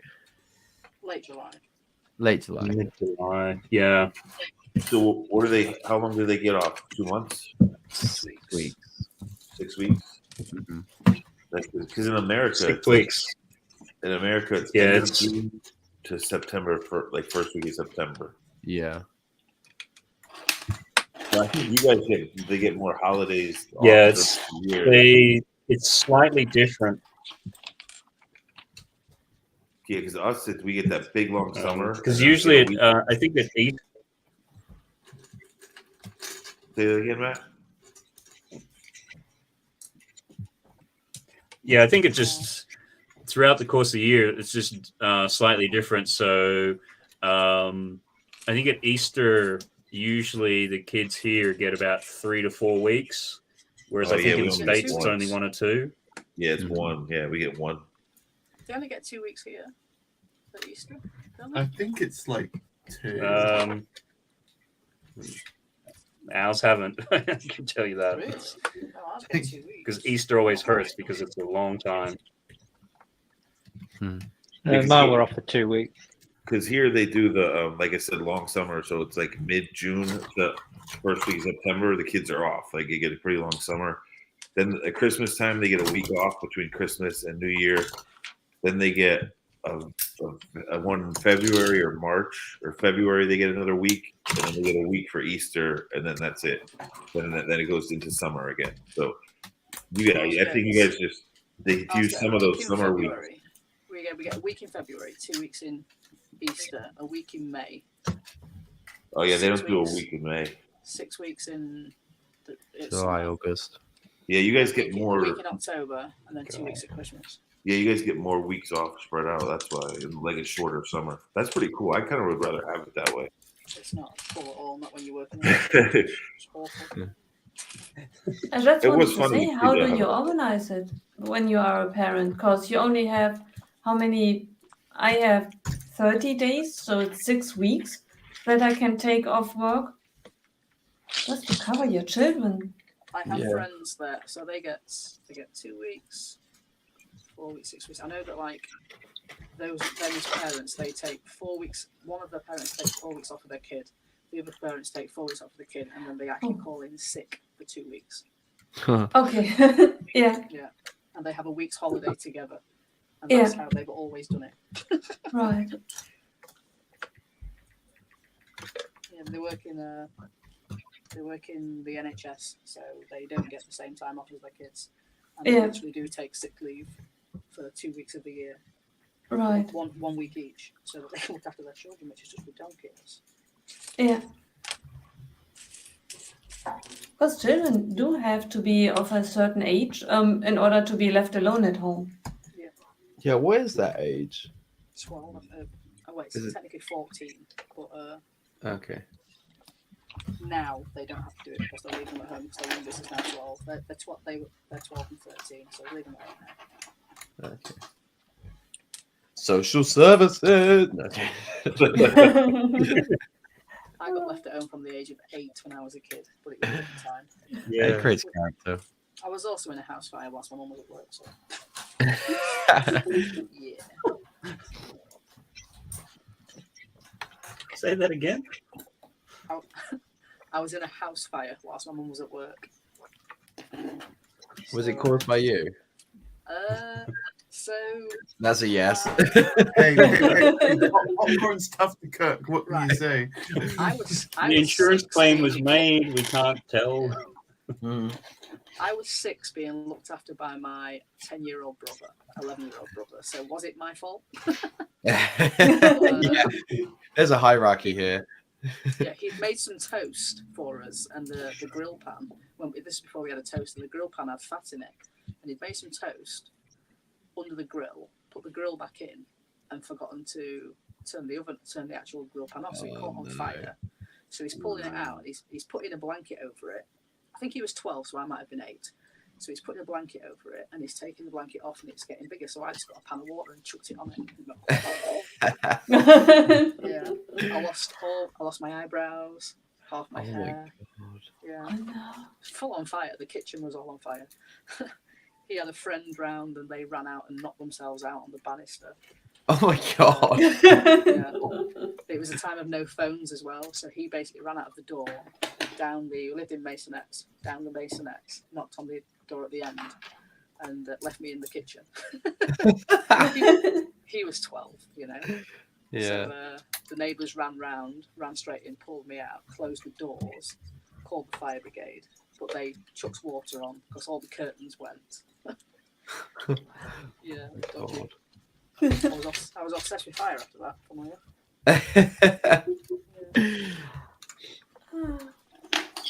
And every time there was a knock on the door, we didn't answer it because it was probably social services. Yeah, I can remember thinking at the time, Mum was going to kill us. But in what actual fact, what she did was she ran in and went, "Oh, my babies!" But we thought we were going to be in trouble. But yeah, those are the days. Being left to fend for yourself.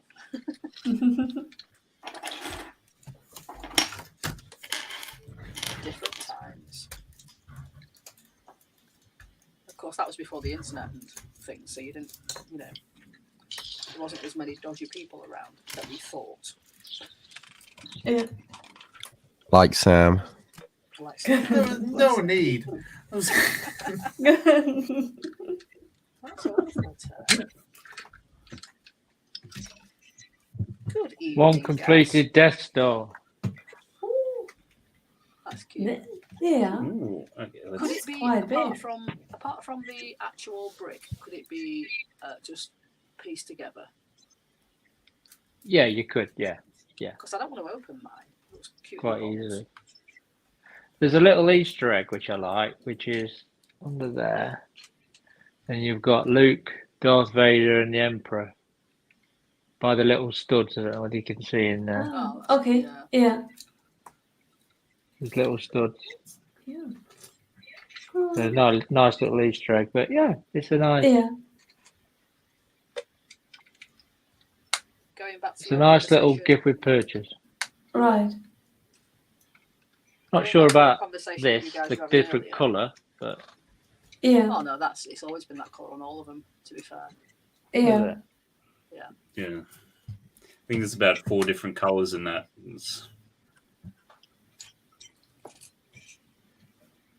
I like the way this spins round, so you can display it at whatever angle you choose, but still bring the brick, the 40th anniversary around. Wait, that's an upside down grass piece that you're talking about, the different color from the trans to the It's an upside down. That's cool parts usage, but yeah, that would annoy me if it wasn't. It should be translucent in my opinion, but That's what I was saying. I would love that to be translucent. It's just darker. Yeah. But yeah. that's a cool part usage, though. I never noticed it was the upside down grass piece that did it for that. Yeah. Very cool. I'm sorry you missed out, Nicole. Oh. Yeah, I mean, you can always order them online. I mean, I always find them somewhat at decent price. Like the Emperor set is still around $50, which, I mean, yeah, it's kind of expensive for a tiny set, but it hasn't like shot up. I thought that would go to like $100, $150 eventually, and it hasn't. So you never know. That little Death Star might only be like $40, $30 on. Right. And I will wait because I have to admit that the On Brew kitchen I still have in box in my backlog. Still haven't built it. So maybe if I wait a couple of weeks, I will forget about it. Yeah, I have one that I won't open either. Actually, I'm waiting for the Amazon truck to pull up with the next one. Well, I ordered one. I've got the Emperor promo. I think it's a really nice little set. Yeah, it's a great little diorama. It's like just like even as a set, like there's really fun techniques going on in it as well. Exactly. Yeah, like, from a build there's a lot of perspective. stuff. It's a really good one. The Amp Brew one for £20. To in my log. So I wanted to save it in the box for some reason. I don't know why. It's one of those sets that, and I rarely ever do that, but it's one of those sets I figured out. I'll just get 2 of them, open one up. I don't know what to build next, though. That's the question. What did you buy to get that? The Destroyer. Yeah, Throne Room or the Destroyer. What do you think? You just did a Death Star scene, so go for the Destroyer. Yeah. Right. Yeah. I'll save the Throne Room.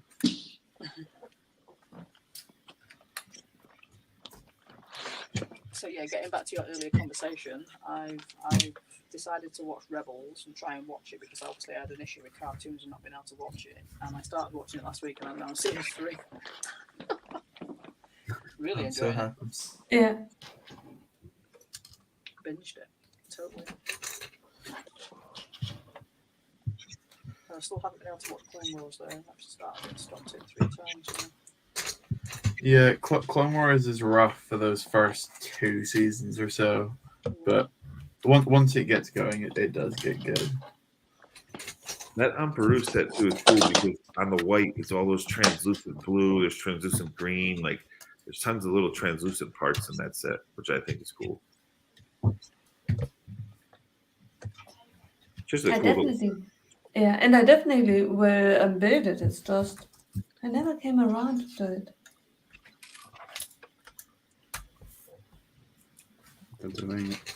I personally would like them to do the purchases more like that, like the little tiny set, like the Emperor set. But you never know. Yeah, They need to do it. When they oh, I need that. I didn't mind the one you were talking about, Matt, earlier when they used to do the small like midi or micro scale kind of scenes of like Tatooine, and then they did an Endor one, I think, right? They did a Hoth one. Gift with purchase, the little Hoth micro scale scene. One, didn't they? Those were alright, but still, people like the minifigures. Yeah, I mean those previous ones, they just seem like, I don't know, extended advent calendar ones more than anything. So. Yeah, you're right. They kind of were, but that's why I would love the Emperor style because it came with a fig and it's a little build, but you never know. I mean, they don't. Lego Star Wars doesn't like to listen to people. Am I right in thinking that people moaned about that though? That Brew one when it first came out. I can't remember. Yeah, of course, because it's sort of like, of all characters, of all minifigures, why this one? Because it's not been done before. Yeah, I personally don't mind them picking up her at all because the only other set that it would have come with would be a Tatooine Homestead, which they did something quite somewhat similar-ish to with the Obi-Wan's hut not that long ago. So I think people would have complained more if it came out as an actual set rather than a. I think though that could be a cool like UCS like a Master Builders like big set. The Homestead that could be done like by level with 2 different levels, and like if they really want, it'd be expensive.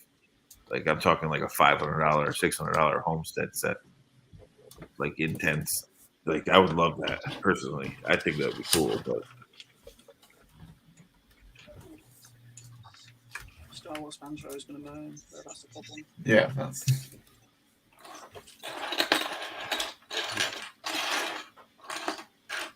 Harry Potter fans are starting to be the same as well.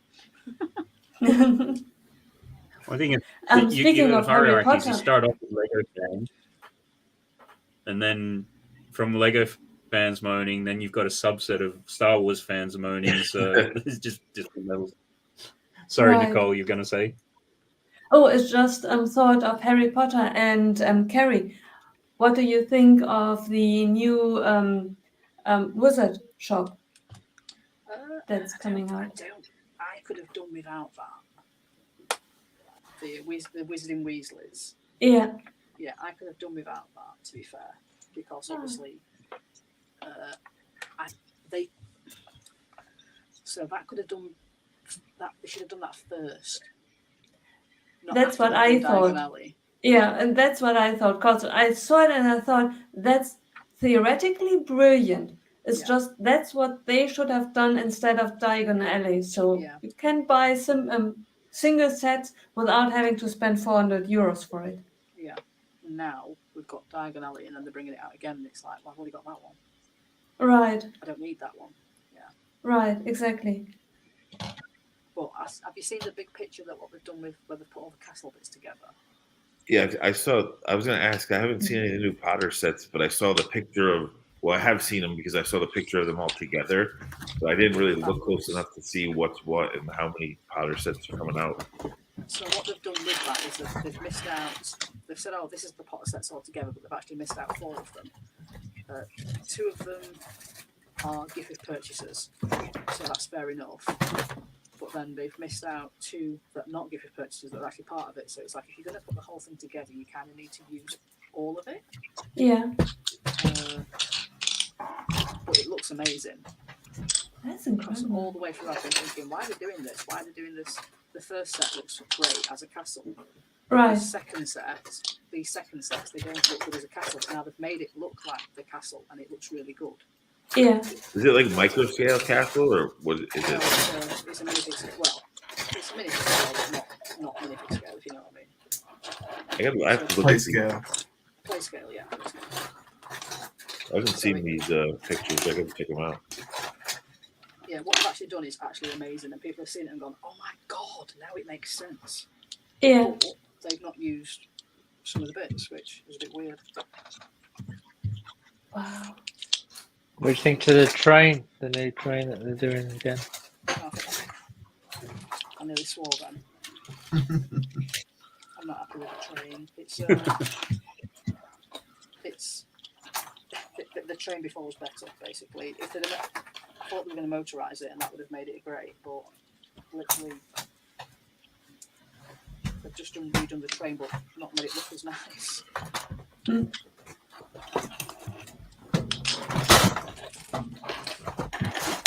I do like the Dobby though that they've done. That everybody's slating. I think it's cute. You like that one? Yeah, I like it. I did see that one. That one seemed a bit creepy though, like the way it was posed, and he was just holding a sock in a book. But he was a fun character, obviously. Yeah, but he was creepy when he first came on screen. Oh yeah, no, yeah, it's supposed to look creepy with the big eyes. It's the eyes that are like, it's just the way I saw the picture it posed. The eyes were huge, staring at me. Talking about creepy, just remember when Yoda came out.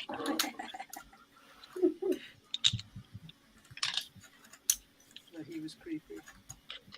I need to check out this big the Powder Castle. It's like a bunch of sets that build up the castle. Yeah, Gaz has just got a point as well. He says, with the new Diagon Alley set, wise, they've been better releasing IOPS as a proper add-on to the Diagon Alley set. Exactly. If they had released, they could have released more to Diagon Alley. So I suppose they'd be limiting themselves there if they did that. They'd just be limiting it to the people that could afford Diagon Alley, as opposed to, with this bit now, they can actually... people can actually buy Diagon Alley. Right. It's So too I soon. can see why they did it. Yeah, if they had waited another 5 years, Diagon Alley long retired, and then give someone a second chance and bring back all the sets now in a better way. Yeah.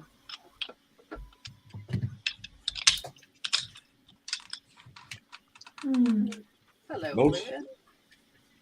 Most Star Wars fans, it's funny because when you say what do you want for May 4th, a lot of them they go back to the Darth Revan fig every time. They're like, I want a polybag like Darth Revan, or the ARC Trooper minifig. It was like the Dark Shadow Trooper. What was that one tech? You know what I'm talking about? Yeah, the Shadow Off Trooper. Yeah, yeah. Like, so if they did like little like almost habitats, like the Emperor set, where you get the fig and you get a little habitat build, I think that would make Star Wars fans happy. But that's all they ever asked for, these minifigs on May 4th. They should stick to doing that with a little set that comes with it.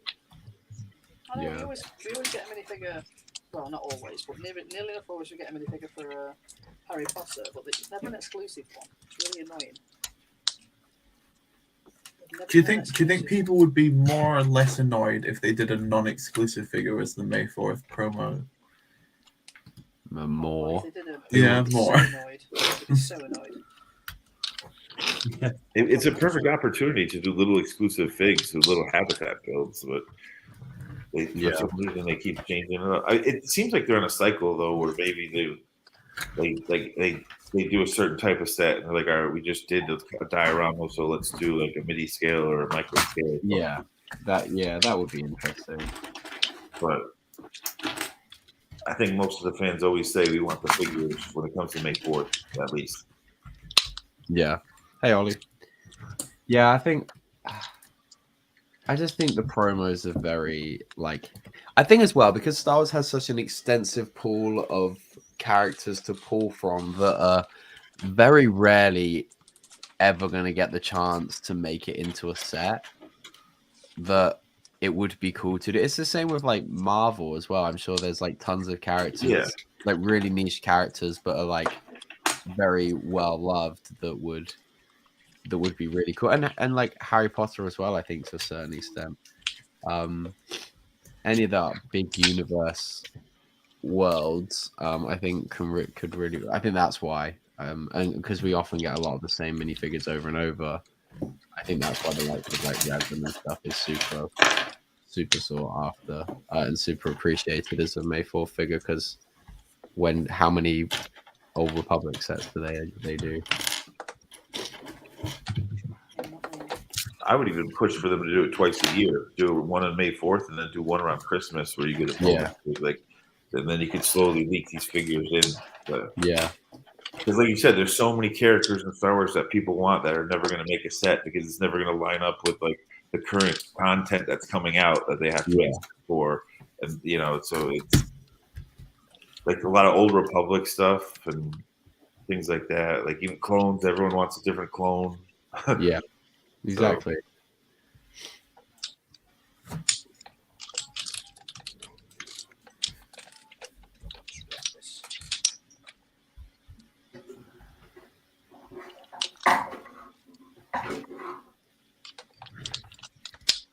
I mean, speaking of figures, have you seen the what is it, the new maxi fig which they're about to release, which is sort of like just the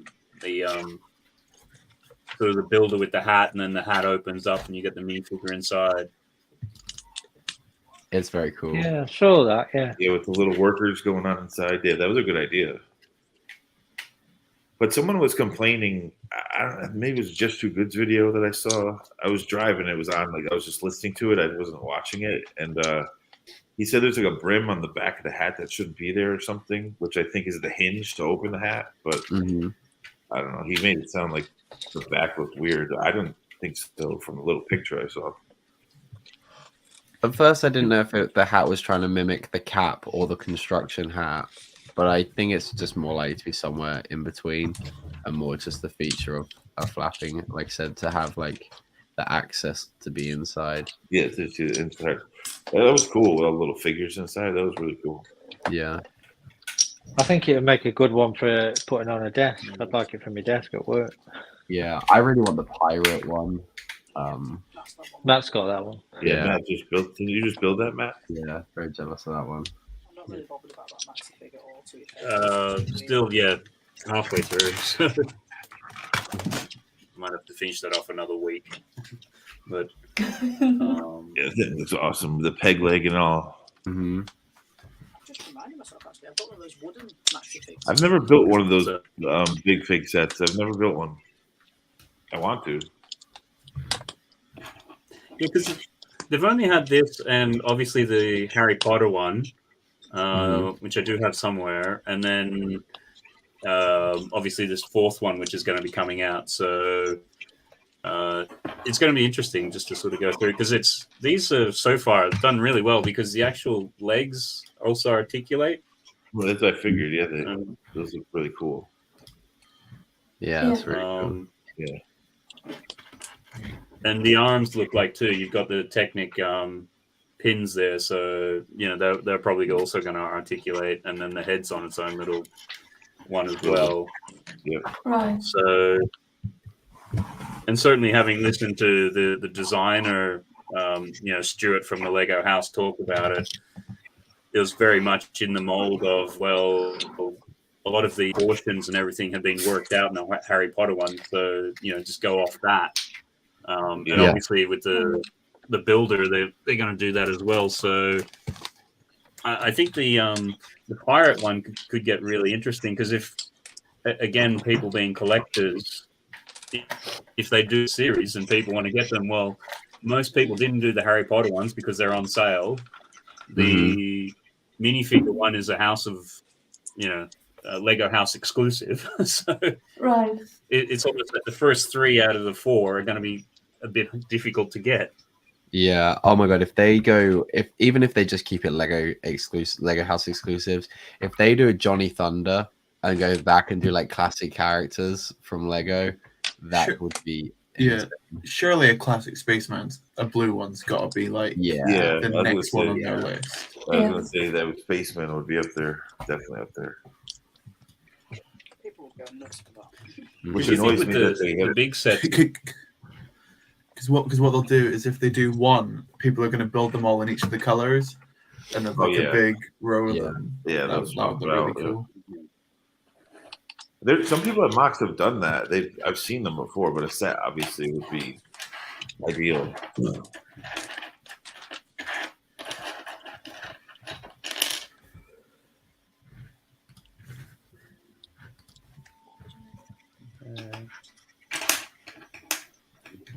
Did you see that UFO space 3-in-1 set? The roller coaster one. Yeah.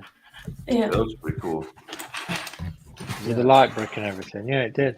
Comes with baby spacemen too. I think at least one. Yeah. Yeah, you're right, Stud.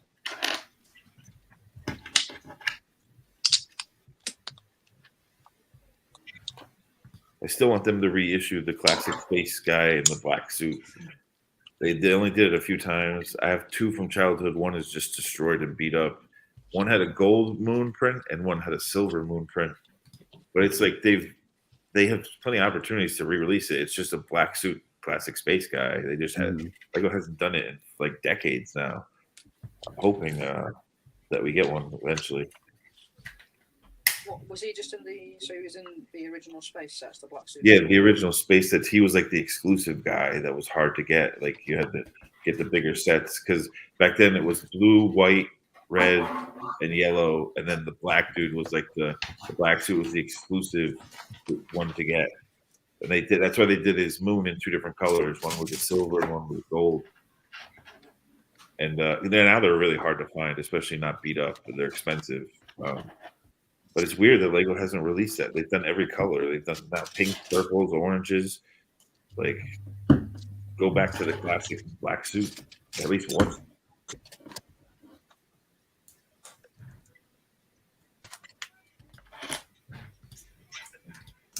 I had loads of old spacemen in a set that I got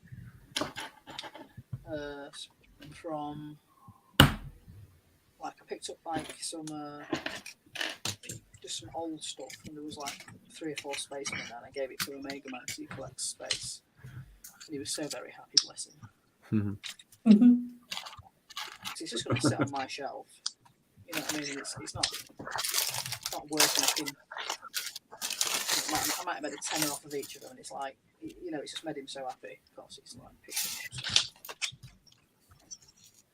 Speaking of that, that reminds me today I have to order I missed the CMF. It's one of the classic space guys, but he's got like the big blue and gray like shoulder pads and armor with weapons on his back.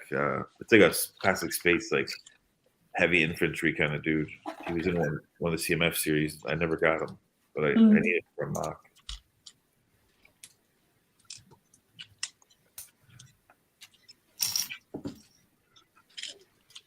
Just seen how much all those sets that I sold to you tech for face value have gone up to. I know. I'm not bothered, it's fine. Greg was like, why did you do that? Oh my god, you could have made this. I'm like, I didn't want them. It made little tech happy. It did make me very happy. And then did Greg say, well, if you've got any more, pass them this way? Yeah. Honestly, he's like a Ferengi. I was so he's got his catering now. So I managed to get it from a source for him. And like I'm on the phone saying, "Oh, he literally said to me a couple of weeks ago, I don't want to buy it if it's not £120." I'm like, okay, then I found one for £120. He's like, try and get a £5 off. Don't tell me you have to post it. And I'm like, Greg, no.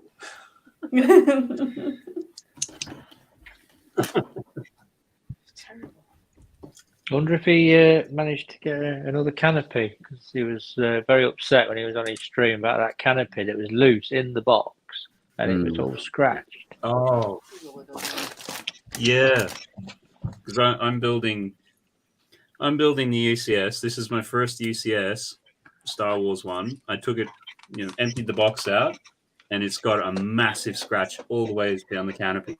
I'm just like, you've got to be kidding me! Like no. So that's going to be a customer service call, because I've got a couple of those built up now. Because when I got the Ghostbusters Ecto one, again the same thing. The glass in that was loose, huge scratch all over it. It's, it was so disappointing. Like I just. And yet, look how big that not a good way to start off with. No. And look how big that cockpit part that I just built for the land speeder UCS. And that was, yes, it wasn't in its own bag, but it was covered in this plastic wrapping that you peeled off, and it was absolutely pristine. So Lego can do it. All it needs is a little bit of plastic you pull off, and that's all I did. And it was pristine. So I can't understand it. Yeah. And that's the thing, because even the land speeder one, like, that's curved, whereas this is just like, the main part of it's a flat surface. So yeah. Yeah. And for a UCS set, you would argue that it is a display set. It's not a Yeah. Mm-hmm. You expect better, don't you? Yeah. Because there's one thing if you have a certain set which is rather on the cheap side and it's a play set to be played by children, then it's a bit like Speed Champions. I don't like the stickers of the Speed Champions, but you want the Speed Champions to not be that pricey. Mm. Yeah.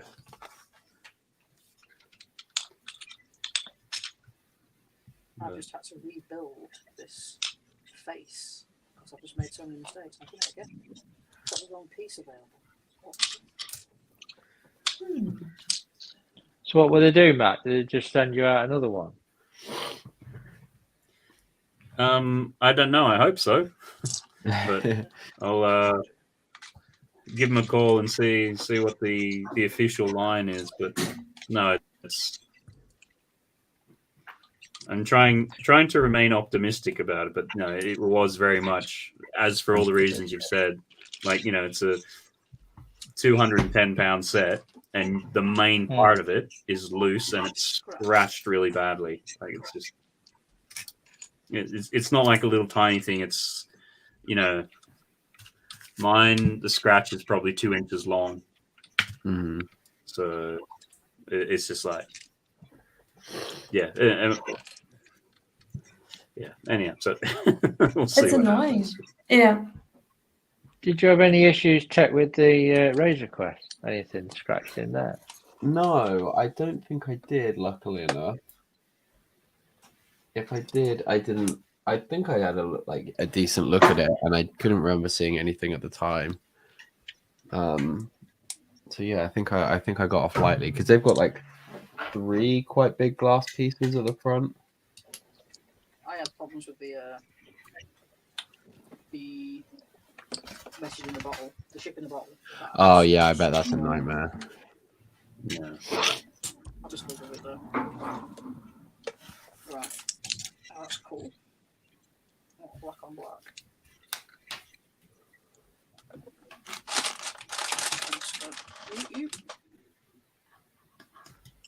Sam, what are you building? Are you doing a mock or taking something apart?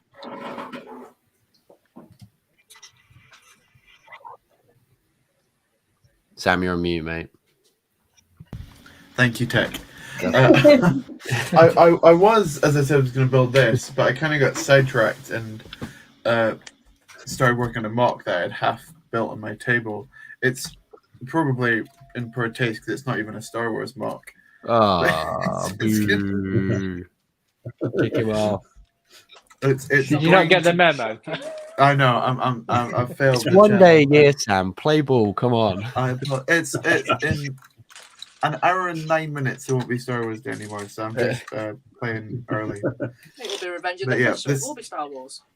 Yeah, exactly. But yeah, it's gonna be an Indiana Jones Temple of Doom mock eventually. I'm just getting to it. This bit goes on top. Like that. But yeah, that is coming along. That's cool. That's really incredible. cool. Oh wow! Yeah. Wow. That is pretty cool. We'll let you off on. Yeah. It's got Harrison coordinates, connections. No, I just saw some of the bits and things. And it's like, oh, what's that? It looks like some weird towels or something. Yeah, it's.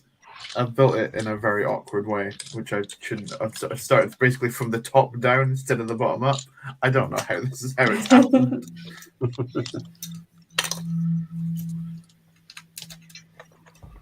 So on the Star Wars side of things, you got any sort of mocks planned next? Yeah, I've got a couple of things. I've got my ongoing mock building series, which is supposed to be weekly. It isn't.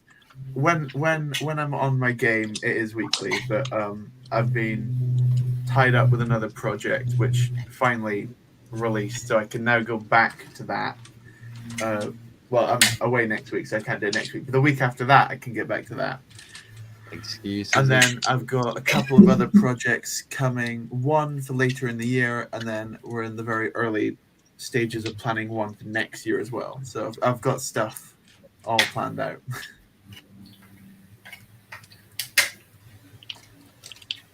I just put my Because name you down for it. was you did that Wampa Cave one, wasn't it? Yes, I did. Trying to think, yeah, because you did that in like a day or something.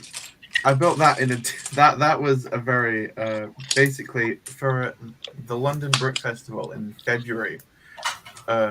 Me and a group of other builders, including Tech, we had a project where we were going to build one lightsaber battle from every single Star Wars movie. But it had gotten to like 2 days before the convention, and then we realized that nobody had done a couple of the films. So a couple of us had to quickly scramble to get the last couple of films down. And one of them was episode 5, so I said, I'll take that. And because we already had a couple of Luke Vader duels, I thought, oh, let's do the Wampa instead. And so I just rushed that out in a day and got it done, which was I'm quite happy with how that looks based on how long it took me to do it. Yeah, no, that looked great. As you said, like if you didn't know that you only hammered it out in a day, like you wouldn't know the difference. Nah. It's very good. Good old Sammy boy. Never lets the side down, does he? Oh, I don't know. Except for Oxford. I didn't let this. Building on the train. That was This yeah. is a Yeah, that different was convention yeah. where Tech was building on the train. Yeah, it was quite therapeutic, you know. I like the Django Fett one that you guys did, even though technically it wasn't a duel. I mean, it is a duel between him and the ship, but yeah, it had the ship with the Django's like fire spray ship, and then it was the one what's the Camino. If you watch just a couple of Sam's videos, you'll know he's not shy of a technicality. Hey, if it counts, it counts. Right, there we go. That's why we changed the name from lightsaber duels to lightsaber battles. Yes, Sam was like, "I can help out. I can pull some weight if we change it from lightsaber duels to lightsaber battles." I think it breaks it up anyways. It makes it a cooler set of things. So it's like having the Wampa Cave and having that like breaks it up from duel. Like, yeah.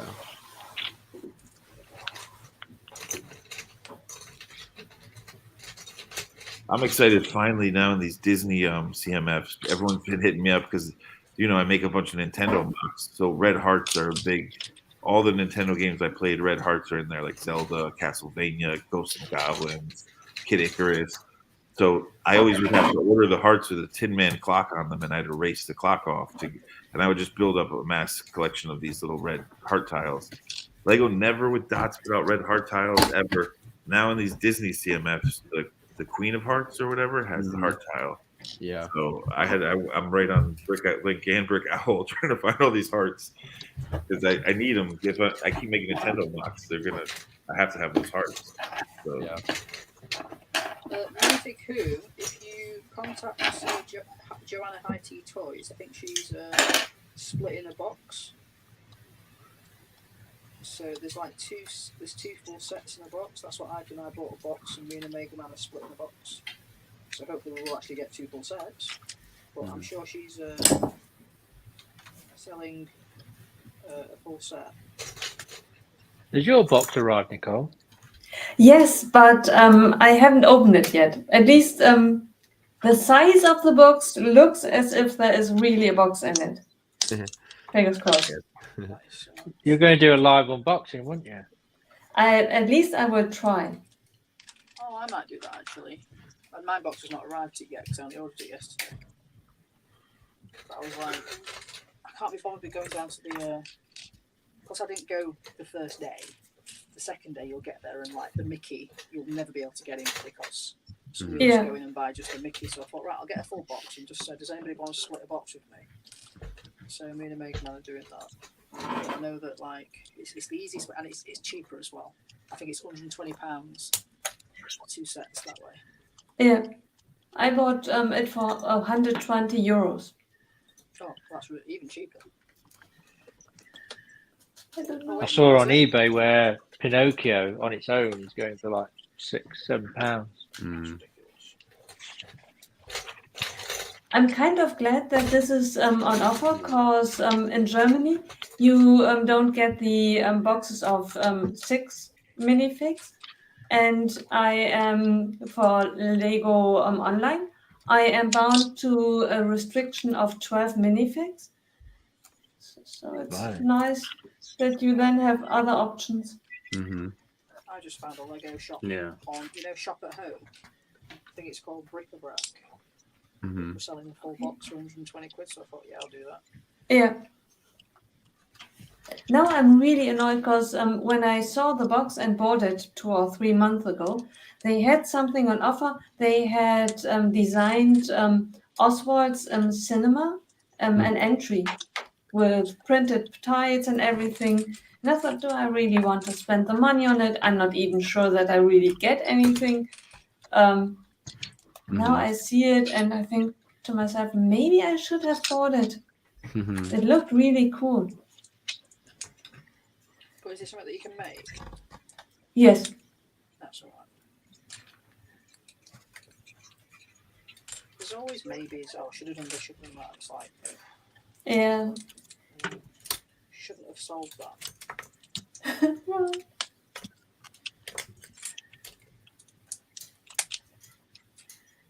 This is why I hold on to things for a long time before I decide to sell them or not, because I don't want to have any doubts. Right. Still got You have- stranger things that I haven't sold yet. You have a lot of space. I do not at all. I run out of space. I've got sets behind me stocked up because I've run out of space. And they probably happened to mention that the Lego was creeping downstairs a couple of days ago. So we decided that wasn't going to happen, but it seems to be happening. So I'm like, I think when Nicole saw all those dream sets, she was having nightmares about going to IKEA again for more cabinets. Right. I already broke my rule because theoretically, when I moved into this apartment, the rule was the Lego stays in this room. It already made it to the other room. I already lost. You can even go vertical with shelves, though. You can go higher, can't you? You have space on the walls to go up if you need to. Right. You can pack it to the gills. Pack it to the gills. that's what I need to do. I've got no shelves on my wall apart from this row of shelves, so I need to put some on that side, and then I'll have more space. It's just doing it after the fact. I mean, I can't even get down there at the minute. Carrie, would you like to do me a favor and talk to my family? That's totally normal to get further tables, further shelves. It's I mean, you still got plenty of room to go up. You could put 2 or 3 shelves going up behind you. You can keep right. going. Yeah. Right. I mean, that's the nice thing with Star Wars ships. You can actually just hang them from the ceiling. Yeah. That's what I need to do as well. So I started breaking down my Star Wars ships so I can sell those. I broke down Krennic Shuttle, and then I broke down another one, but I can't find the minifigures for that one. I don't know what I've done with them. So I need to find those. They're definitely going to be in here somewhere, unless one of my nephews has been in and nicked one. That's a fear. So you don't have Nicole's system of putting them in like Ziploc bags. Well, when I first built them, they were just on the side, but that's another thing as well. So my cats like to steal minifigures and run off with them, so they could potentially have done that as well.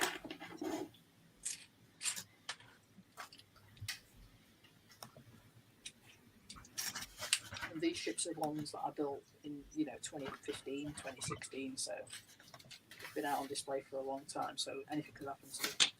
bits and bobs and stuff. Yeah. There's only one set that I broke down and kept separate in a box. It was Voltron, because that set is so massive, and I'm going to rebuild it eventually, and I don't want to go searching for those parts. So when I broke it down, I kept it all in one box. I'm like, this thing's going to stay together away from the parts collection. I haven't actually built that yet. It's still in a... It's a great set.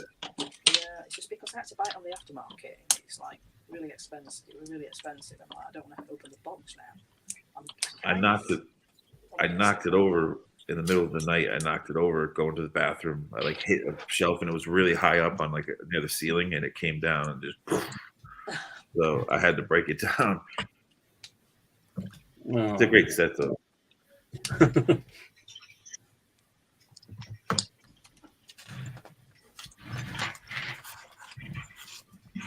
Yeah, that was my white whale for a time. That's it.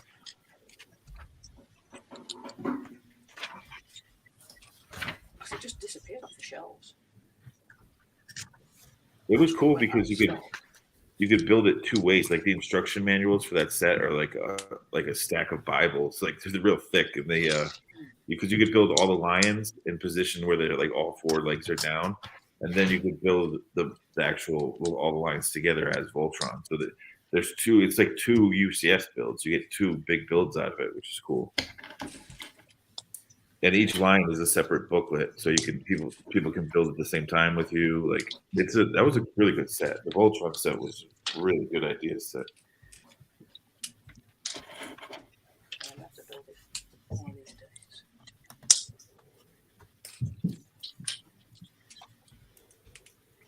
I was so upset when I knocked that thing over. I thought I broke my toe, so I was more concerned in pain, screaming, than I'm looking down at my busted Voltron everywhere.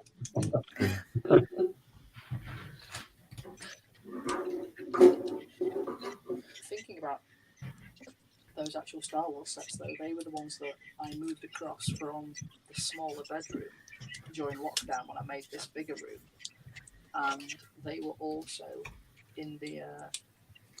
So when my cats were babies, the smaller bedroom was always closed, and I happened to pull in one day, and I looked up and there were two little heads at the window, and I'm like, oh god. And I went upstairs, and I had like some wooden shelves down the side, and one of them had jumped on, and the shelf had just collapsed. And I basically closed that door for 3 months and didn't walk in there. I just closed it. And, I can imagine. And then when I moved them across, so it could potentially be that it's somewhere in that room still. It was awful. It was the worst day of my life. It was like I just opened the door, looked, and closed the door. Didn't touch it for 3 months. It was such a big job because so many sets just went over. And there was a massive pile on the floor. Right. I've got a picture of it somewhere, actually. I'll put it online one day. Did you have pictures before and after? I've not really taken pictures before. Because before I was on Instagram and stuff, it was like... Right. It was 2018. Yeah. Yeah. Because that would help if you could look at the pictures and then decide, oh, those were the 3 dozen sets that were up there. Yeah. Now we can do a jigsaw puzzle of Lego pieces. Awful. Yeah. Nearly get my cats back. That's the thing. Like I have all the manual. I always break sets down for just to have like parts and bins for mocks. But when I go to rebuild them, that's the problem. Is I have everything organized by color and like tiled out, but it's not like super like every little bin for every little part. So that's the pain in the butt. When I want to rebuild a set, I have to go dig for the parts. But it's cool that I just have a stack of manuals, and like my nieces and nephews come over, they could build whatever. They just have to find the parts on their own. But I enjoy that sometimes because if there's no sets out that I want, I'll just go back and rebuild something that I had fun with. You know, like I'll just pick a booklet.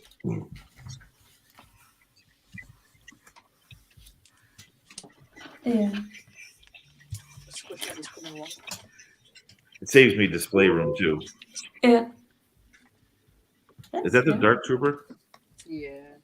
It's been in my collection since I got it last May the 4th. I picked up him. Was it Vader and Red 5? Luke's helmet last year, I think I picked him. Or was it the Mandalorian? I can't remember. I picked up 3 anyway. I did the same this year as I did last year on May the 4th. So whichever 3 were out last year, and then the year before I did that with the other 3. Still missed the probe droid though. I missed that.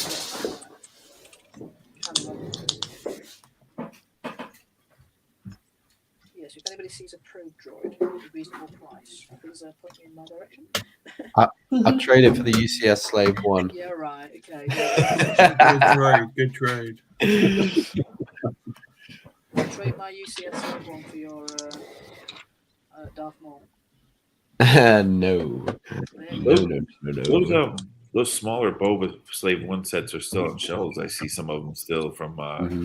And dude, why can't they just make one like Django style, dude? One like that. Yeah. It's like, come on, they just a color swap, man. Come on, Lego, make the part. There's a good rebrickable, isn't there, Sam? That you found? Yeah, I couldn't tell you the name of the guy who made it, but it's just quite easy to find out. It's not a lot of color changes at all. Yeah. Yeah. And there's no like crazy unique piece. I'm actually gonna just make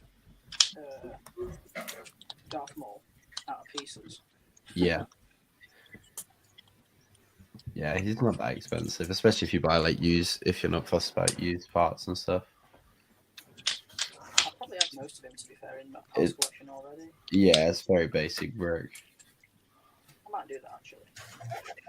I've still got like I parted out. I've got 80% of the original R2D2 down there in a drawer that I was collecting before the new R2 came out. Yeah. And then I just forgot about him, so I need to sort that out because I don't think I'm ever going to build it now.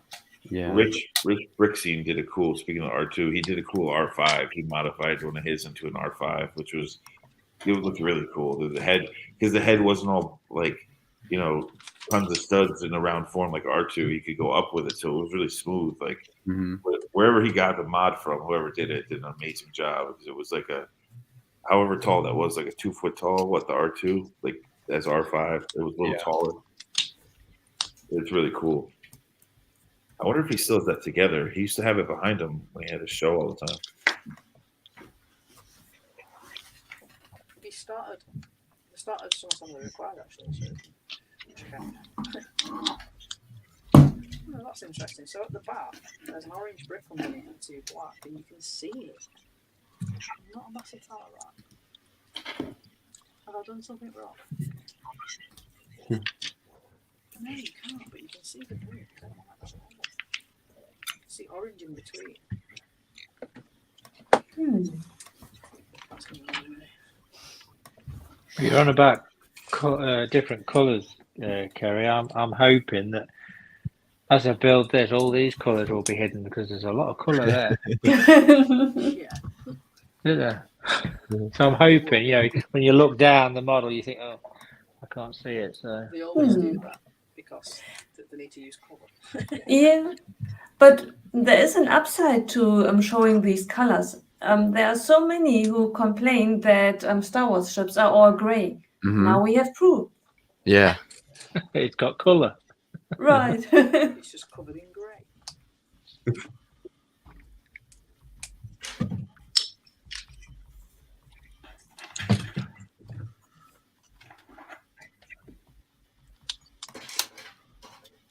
I thought when I was building that vampire modular, I was like, oh, I have so much gray from Star Wars, I'll be fine. I don't need any gray.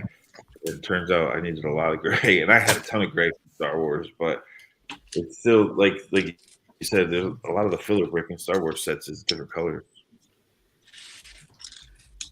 Right. Yeah, I totally ran out of dark bluish grey when I was. What was I doing? I just ran out of dark bluish grey. Oops, I needed that. And that's when we go to our mug meets. Just basically raid the tables. So I picked up loads more. Yeah, I've put my name down for a smaller Lego show in a couple of weeks, forgetting that I'm going on holiday and I've not finished my lock-off. So I was going to watch the coronation, but now I'll be watching it whilst building. Oh. When does it start? The coronation? Yeah. I'm not sure, actually. Saturday, I think. It's, yeah, Saturday, but what time? Oh, I don't know.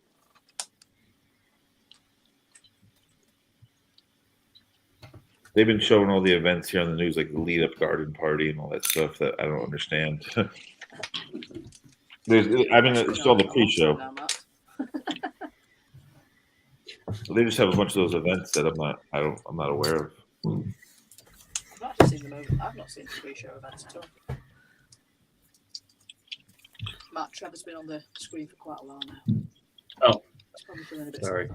We'll watch you struggle.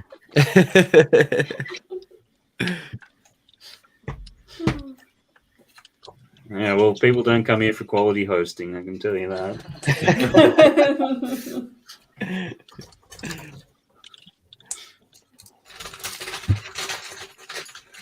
Anybody want a paper aeroplane? Fly test. I was shocked to see that at I usually go to Hobbytown now because I get sets early there. For some reason, they just put them out early. And I was shocked to see that set was there, even though it's technically a Walmart exclusive here. I don't know how that place gets away with it, but I'm not complaining. They always have sets early.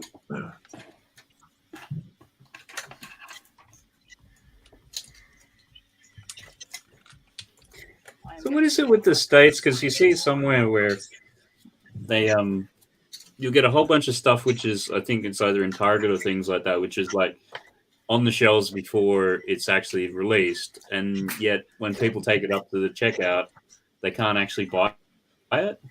Yeah, they're not supposed to. Those retailers aren't supposed to put the stuff out early, but like they'll like the packaging sent to them. Like sometimes it depends on if it's like a display, a pallet display that's already delivered with the sets in there, and they just rip the box off and just move it somewhere, then it'll have stickers all over the box saying, "Do not put this on floor until this date." And they just don't.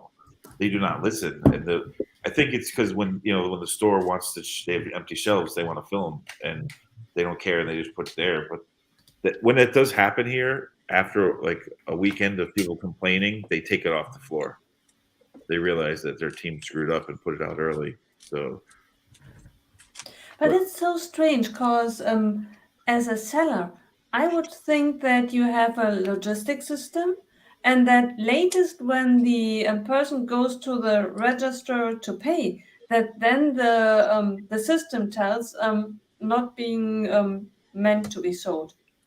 yeah, which is weird because Target usually is very strict about that too, and they like 2 weeks, like last week and this week previous, they had the Fang Fighter and Interceptor sets, tons of them, and you could buy them. They weren't street dated. You could go to the register and just buy them. Yeah. But it was just that set, and they had a lot of them. So it's strange, but I know when it comes to the exclusive sets, you're not like, even because when I used to do exclusive like Schick Rangers was a client of mine, so we would do exclusive shaving kits for Walmart, like specific. So it's the same thing, and we pitched them 3 ideas. They'd pick one, but when we'd send them the stuff, we'd say, "Don't put this on shelf until this date," and they're supposed to listen, but they don't ever listen, and then customers get angry. Right. But it's funny because they just did that here with what Trevor's building. All the Walmarts here seemed to put them out early, and no one could buy them. Everyone was mad, and then within 2 days of complaining, they took them off the shelf. And they put them back out today or yesterday or May 1st, 3-4 days ago. And but it's just, they just screw up. They do that a lot here. It's frustrating. That's why I just go to that place, Hobbytown, because it's so small, and it's like it's a little, in a strip mall. It's a tiny little shop, and Lego's not paying attention to them. I don't even think they care. So, and they just they get the sets, they put them out. Yeah. Is they're a small store, so they don't get a lot. You have to pay attention. Like I have to really pay attention to what they get. Go there weekly, but it's worth it because I get all the stuff really early.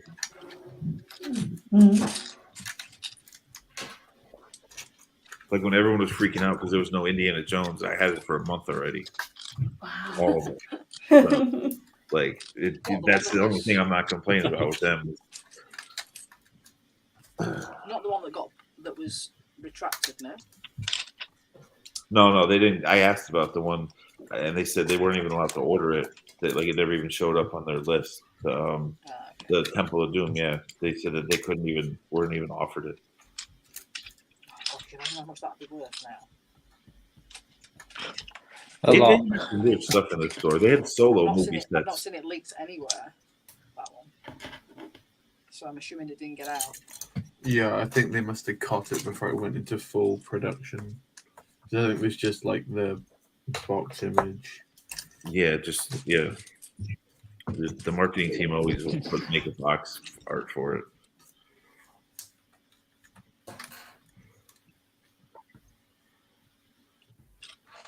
When does Indiana Jones actually come out?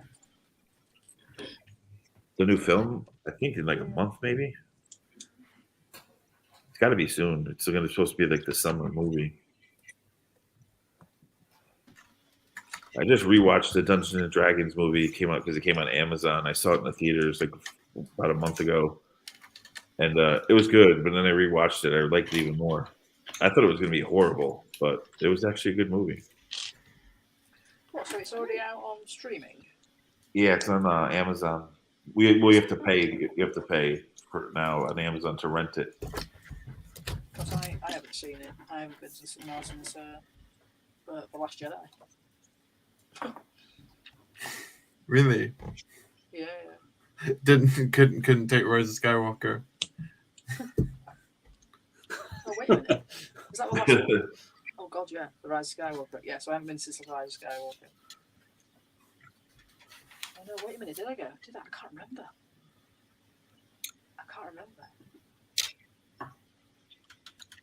I normally see Star Wars at the cinema, so I must have seen the last one at the cinema. I must have done.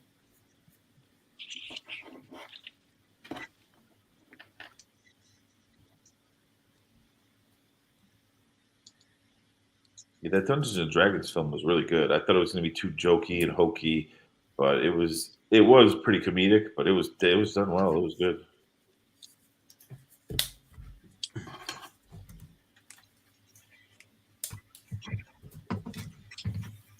I know the Castle fans are waiting for the Dungeons and Dragons Lego set to come out.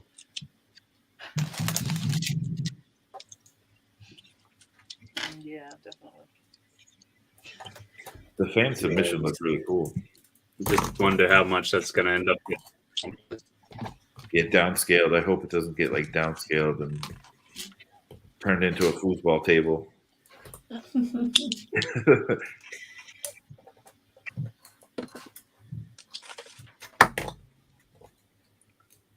I am so confused right now. I think Matt left in protest of your remark in regard to the football table. No, he's just trying to get rid of the lag. It's like those are like his defibrillators to shock the stream lag. Just in and out.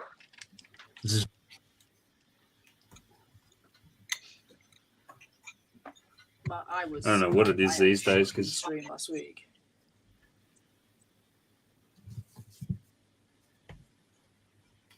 Go on, Matt. Sorry, I've stopped. What would no. You had a shocking stream. What would just lag or? Oh no, it just kept on just turning itself off. On no. So it was doing it on my stream on Tuesday, and then I streamed with Greg on the 1st, and it was doing that as well. I got knocked out so many times, and it was just getting ridiculous. I just said, if it happens one more time, I'm not coming back in. Getting Mardy at my actual connection. I'm going to ring Sky and tell them that I work from home and they're ruining my.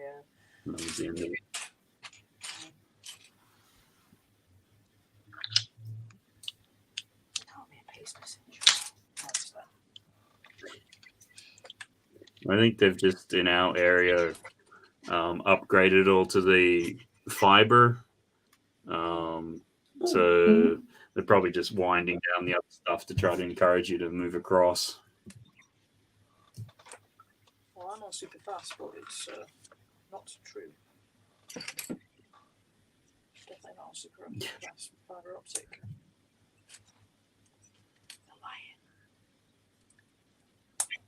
Mayo always tries to explain to me how the Australian internet is run and how like it can either be really good or bad. And I still don't get it a lot because a lot of people I stream with from Australia, a lot they cut out a lot, and it's usually like they blame it on their internet. But I don't know how the internet there is set up. But he claims that like really either really bad or really good.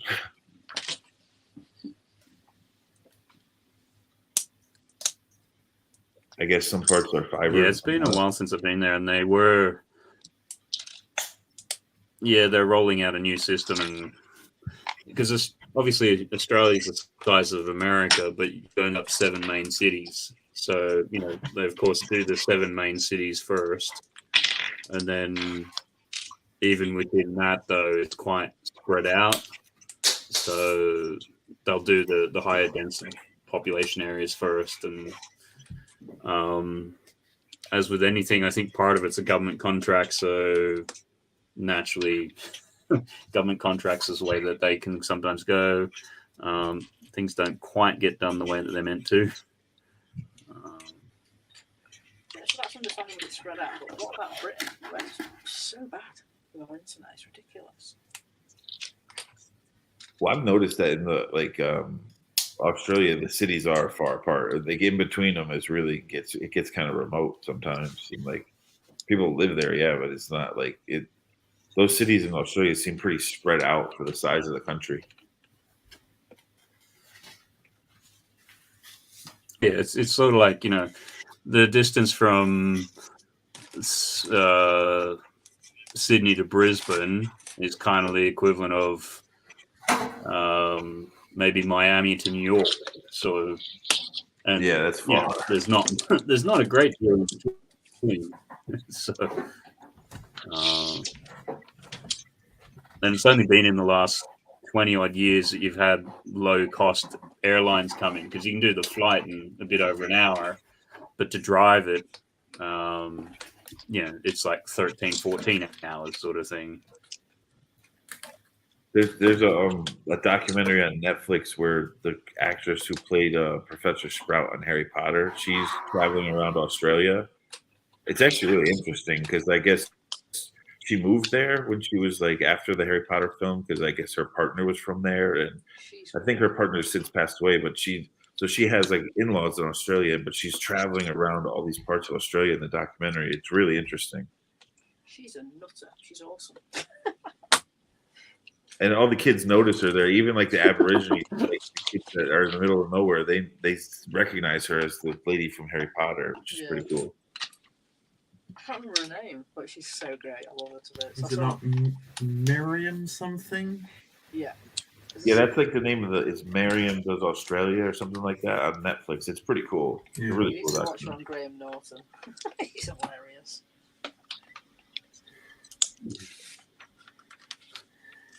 But that documentary definitely shows in depth because she's traveling from city to city. And in between, they document that as well. And it's like some of the towns she visits are so small, remote, like in between these big cities, that it was interesting to see. Some of there's like serious droughts where they haven't had rain in like 6 months. Like it's pretty interesting.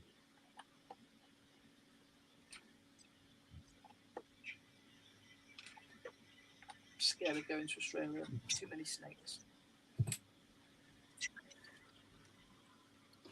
The snakes, the spiders, the sharks, the crocodiles, the drop bears. Everything's out. Even the kangaroos.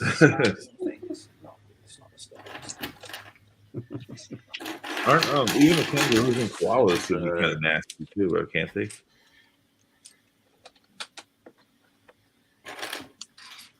What, the flowers? Really? Sorry. Said even the flowers can kill you over there. No, I was saying the koalas and the kangaroos are supposed to be aggressive as well. Like they seem so cute and friendly. Koalas only aggressive to each other when they're frisky. Kangaroos can be aggressive. Probably again when they're being frisky. Animal. I mean, koalas. If you get close enough to them, you know they got big sharp claws to climb those trees. Yeah, they certainly make a mess of you, Anari. Yeah. Well, any animal, if they don't want to be messed with or they're in a mood, they're gonna defend themselves. Yeah, I saw this thing where a koala got into somebody's car and just wrecked the car. He did not want to leave. It was actually on the coffee map, to be fair. Yeah, their claws are huge.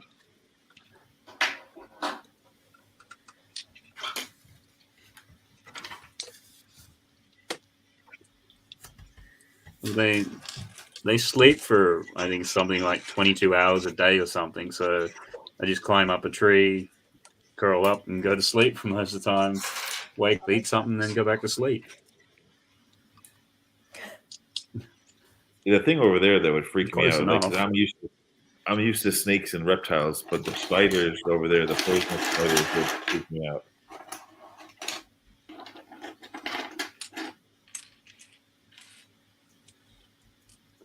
Yeah, that's when the kids were younger and you were over here and watching Peppa Pig and they're talking about playing with spiders like they're pets or something. It's like, no, you don't do that. Like that particular episode in Australia actually cannot be aired because it's so wrong. Yeah, you can't see kids that touch. Yeah, like in the U.S., like up here in the Northeast, there's only a few spiders that can really mess you up. But the thing is, because of global warming and it's getting so warm, black widows are becoming more prevalent state to state. Usually they would only be in certain states in the U.S. and they're like spreading because it's getting warmer and warmer everywhere. And so that's crazy. But that's starting to happen here. But it used to just only be certain states had black widows. Now they're kind of, you can find them in every state almost.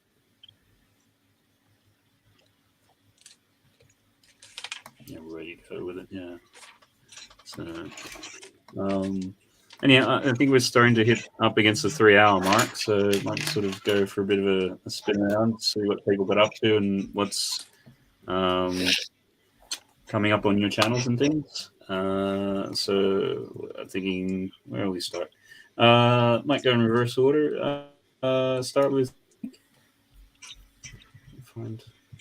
Oh shit, it is in. I couldn't hear. Are you talking to me? We didn't hear what you said. Oh, you're frozen. Oh, hello. Hi. That was a funny introduction. Hello. Just I am currently what you managed to get through tonight. So that's the stand. That's his head. There we go. That's how much I've got up to. So he is nearly finished, to be fair. I'm on bag 3, so I've got 4 and 5 to go. Yeah, it's all black, so it's quite a hard build. I've made a couple of mistakes and had to go back and sort it out, but yeah, it looks like his head's been squashed.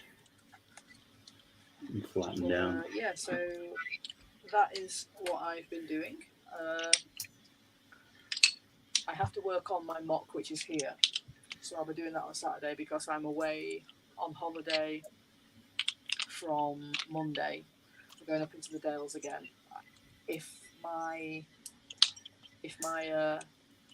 Wi-Fi up there is strong enough, I will potentially stream on Monday evening.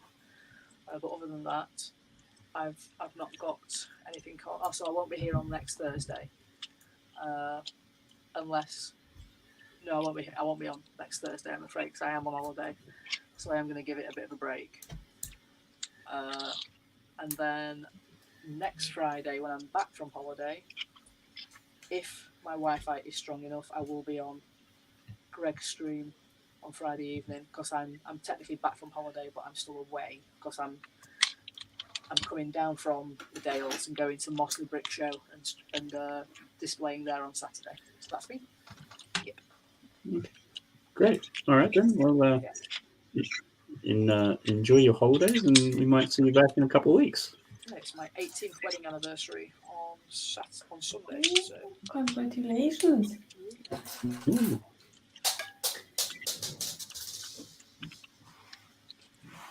Congratulations on that. And moving along, let's have a check in a chat with Tech. How'd you get on the evening? I had some parts to sort through. I've been starting to piece together a custom M1 Starfighter, so I sorted some parts for that. And then I'm just looking through the deals for May 4th as we're closing into our last 27 odd minutes. But luckily, I think anything that I want to buy now is going to be West Coast, so I've still got a few hours to make probably some custom purchases and things like that. So yeah, that's been my evening. Thank you for having me again, Matt. It's been lovely hanging out with everyone.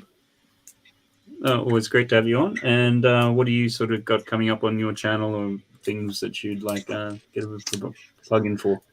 So I need to do the giveaway. I said I was going to do it same time tomorrow, but I actually think I might be out. So I might do it like post London calling tomorrow because I really want to get that done. Okay.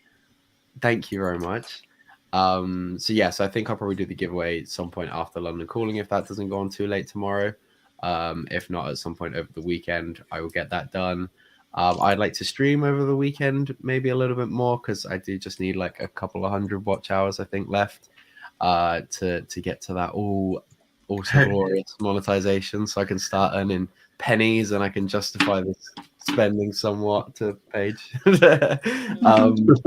Yeah, and then I'm almost pretty close to finishing another video as well, so maybe I can try to get that out this weekend as well. Ooh, another video from Tech. Yeah.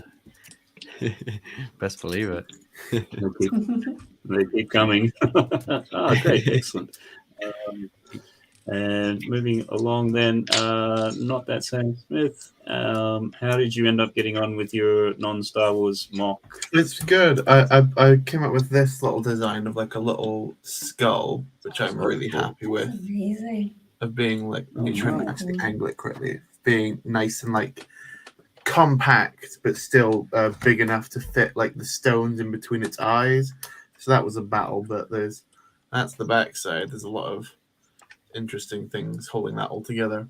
But yeah, so that's what I've been doing in terms of this stream.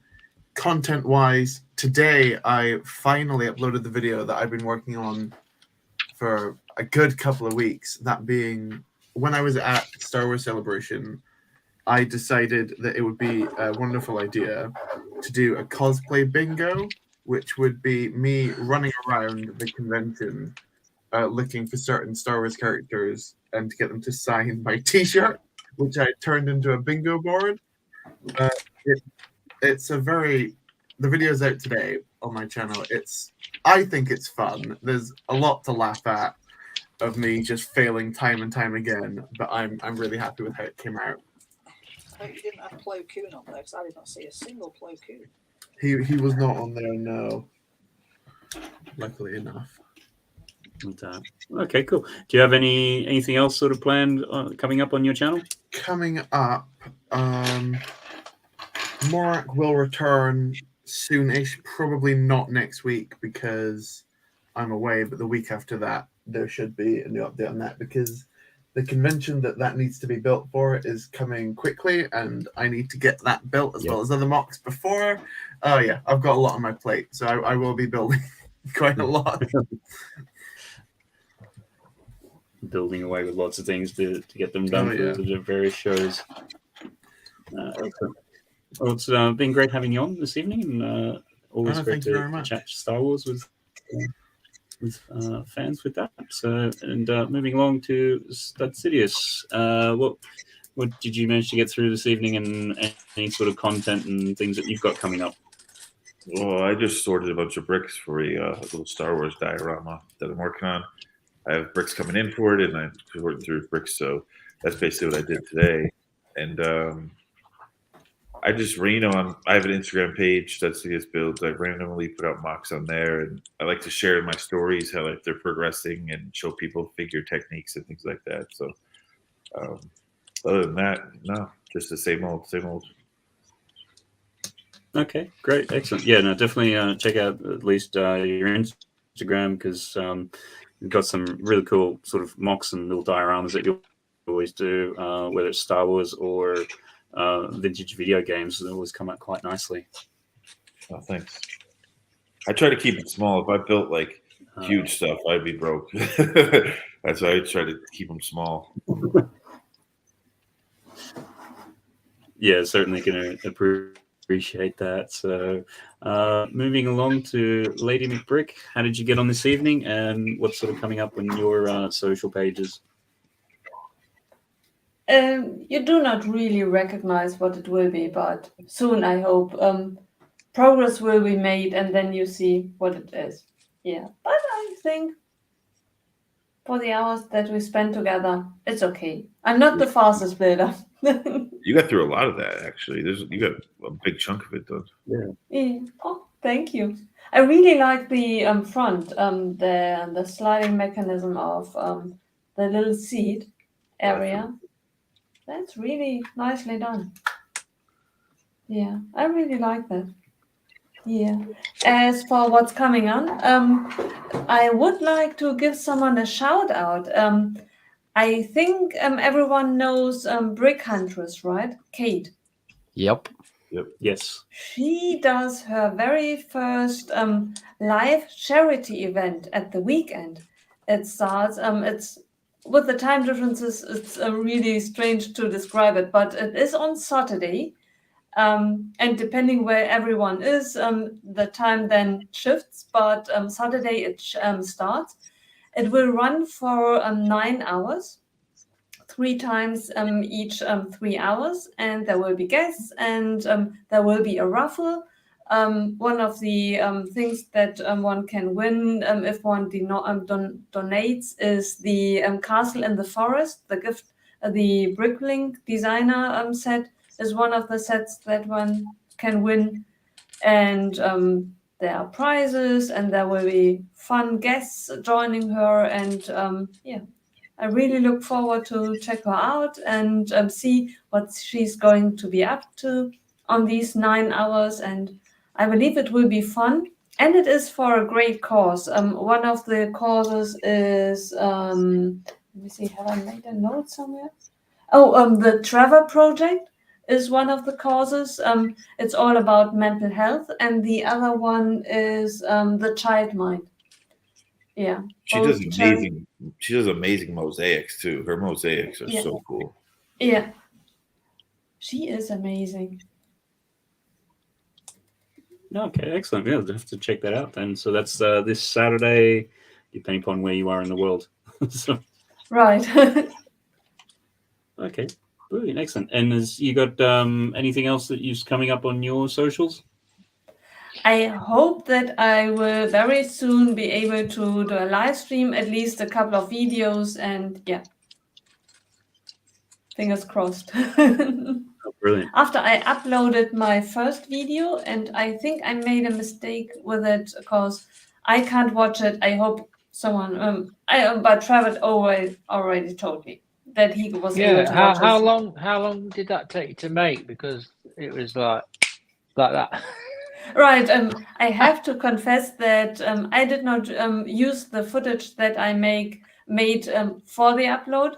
I reused something that I already had. It was just spontaneous when So you're just testing it. You were just testing whether you could upload it, right? Right. I look forward to your live stream with the CMF. That'd be good, that one. Oh, thank you. Yeah. Okay. That's Brilliant. so kind of Excellent. you. Thank you. We'll look forward to that as well, just to sort of break open a fresh box and see how it gets on. Okay, and just moving along to Trevor, how did you get on, and any sorts of videos and content you've got coming up? That's the golf ball I built earlier.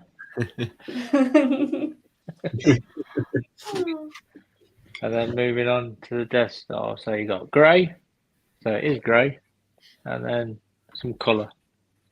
Some colour. I do How like have this you size found of that? sets. I love it, and I do like this particular size of sets because it won't take up so much room as the, say, Tech's Razor Quest. I think Lego ought to do more of this size. I don't know whether it's a thing to come or they're going to produce more, but it's a nice build and it's a nice little set. And the nice display pieces, because this and that on a desk, you know, it look really nice. I really like them. So I hope to see more in this particular scale. Right. I really do. Maybe Tech would be able to tell me about this little Easter egg. I'm not too sure. That's the all the bounty hunters, right? Right. I think it's I meant. I think didn't know. one of those meant to be one each of the bounty hunters with Vader before they go off to find. That's right. Is that right? There's all Is that different right, Sam? colours. Yeah, is that right, Sam? I believe so. There's another little Easter egg in the Death Star. You mentioned the Luke and Vader one, but there's another one. If you throw it at a wall, you can recreate the scene where it explodes. Jack, it's You got me hopes up then. Yeah, he was like, I'll I'm ready to. I'll do it when we're finished. Oh yeah. So yeah, in terms of the channel, I'll have a speed build coming out of me rebuilding this after I've thrown it at the wall. Sam, thank you. I'm going to be doing more stop motion. I think the up-house has taken a lot longer than I anticipated, so I do apologise for that. But hey, it's slow, and I'll just carry on until it's finished. And then my plan is to build the Indiana Jones Temple of the Golden Idol set. So I'd like to do a video on that. So, and then I'm going to put some pictures up on Instagram. I've done some little bits and bobs, and you know how I am, Matt, with the stories. So plenty coming. Okay. And I thank you all for your support. You continue to support, and the channel's growing. So I appreciate that. Thank you. Yeah, no, it's great to see it growing, and yeah, much like Tech hitting 1,000 these last couple of days. It's always great as well. So that just seems like a dream to me at the moment. Mate, the quality of your videos you'll get there in no time, I'm sure. It's always weird how the shorts work, because sometimes, you know, you'll get like 1,500, and other times you're stuck at 200, and all of a sudden a day later they just take off. It's weird. Yeah, it's strange. I think it's just when YouTube decides to serve it up to people, and it's you can sometimes do a short and get a couple hundred views, and then the next one you'll get tens of thousands, and it's no rhyme or reason sometimes. Yeah. It's very odd. But yeah, brilliant. Just for what I was working away on the U-Wing, so getting the main sort of fuselage, I guess, kind of done. And then you've got the mechanism for, let's see if we can get it in there, doing the actual X-Wing. Right. So it's yeah, it's quite good the way that there's not a huge amount of technique in there, and it's sort of more it's a combination of technique and then some rubber bands and a lot of tiles and things of that nature. So it's all good that way. As for me from the channel, have the usual most expensive set, top 5. I think it's 2015, so that will probably go out Saturday. And I'm still trying to get through 1 or 2 videos from Billund, from Legoland there. If I could just get a bit more time to get some editing and things like that. Otherwise, back here next week again for the usual Thursday night. And yeah, great hanging out with everyone and having a bit of a Star Wars chat. And then also too, just a quick run through some other people who were in the chat earlier: KO, Brick Adjuster, Brick Bods, Minifigure Who, Simon, Omega Man, Bricks and stuff, Jake, Eric, and I think that's got most of them there. Thanks to everyone for coming along and sharing your May the 4th. Star Wars bits and pieces. And just trying to think. We had a poll going. I don't even think I've got that uploaded or something. I'm just trying to see. Does anyone have that handy? Can see it? I might have to close it after the stream. I think the question was. 43% say yes, 48% say no, and 10% say Star Wars merch, but not Lego. So, yeah, in terms of if people, half the people watching were not getting anything, but that's probably showing a little bit more restraint than what's some of us can do. So that's good. Thanks for helping out with that poll. I'm sure I'll close that off later. Just my defense, it's generally the only time I actually buy Star Wars stuff. I've made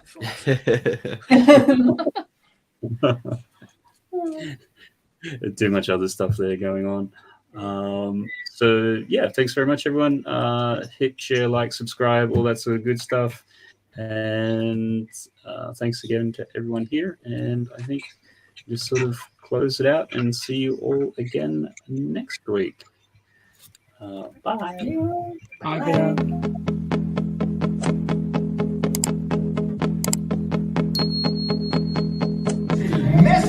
Mr. Bigger, det bliver super duper!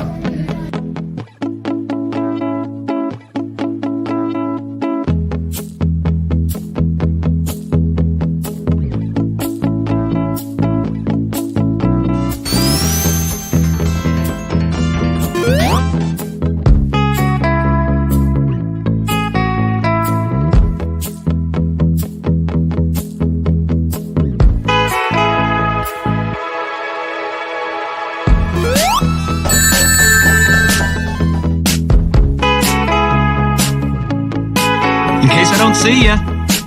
Good afternoon, good evening, and good night.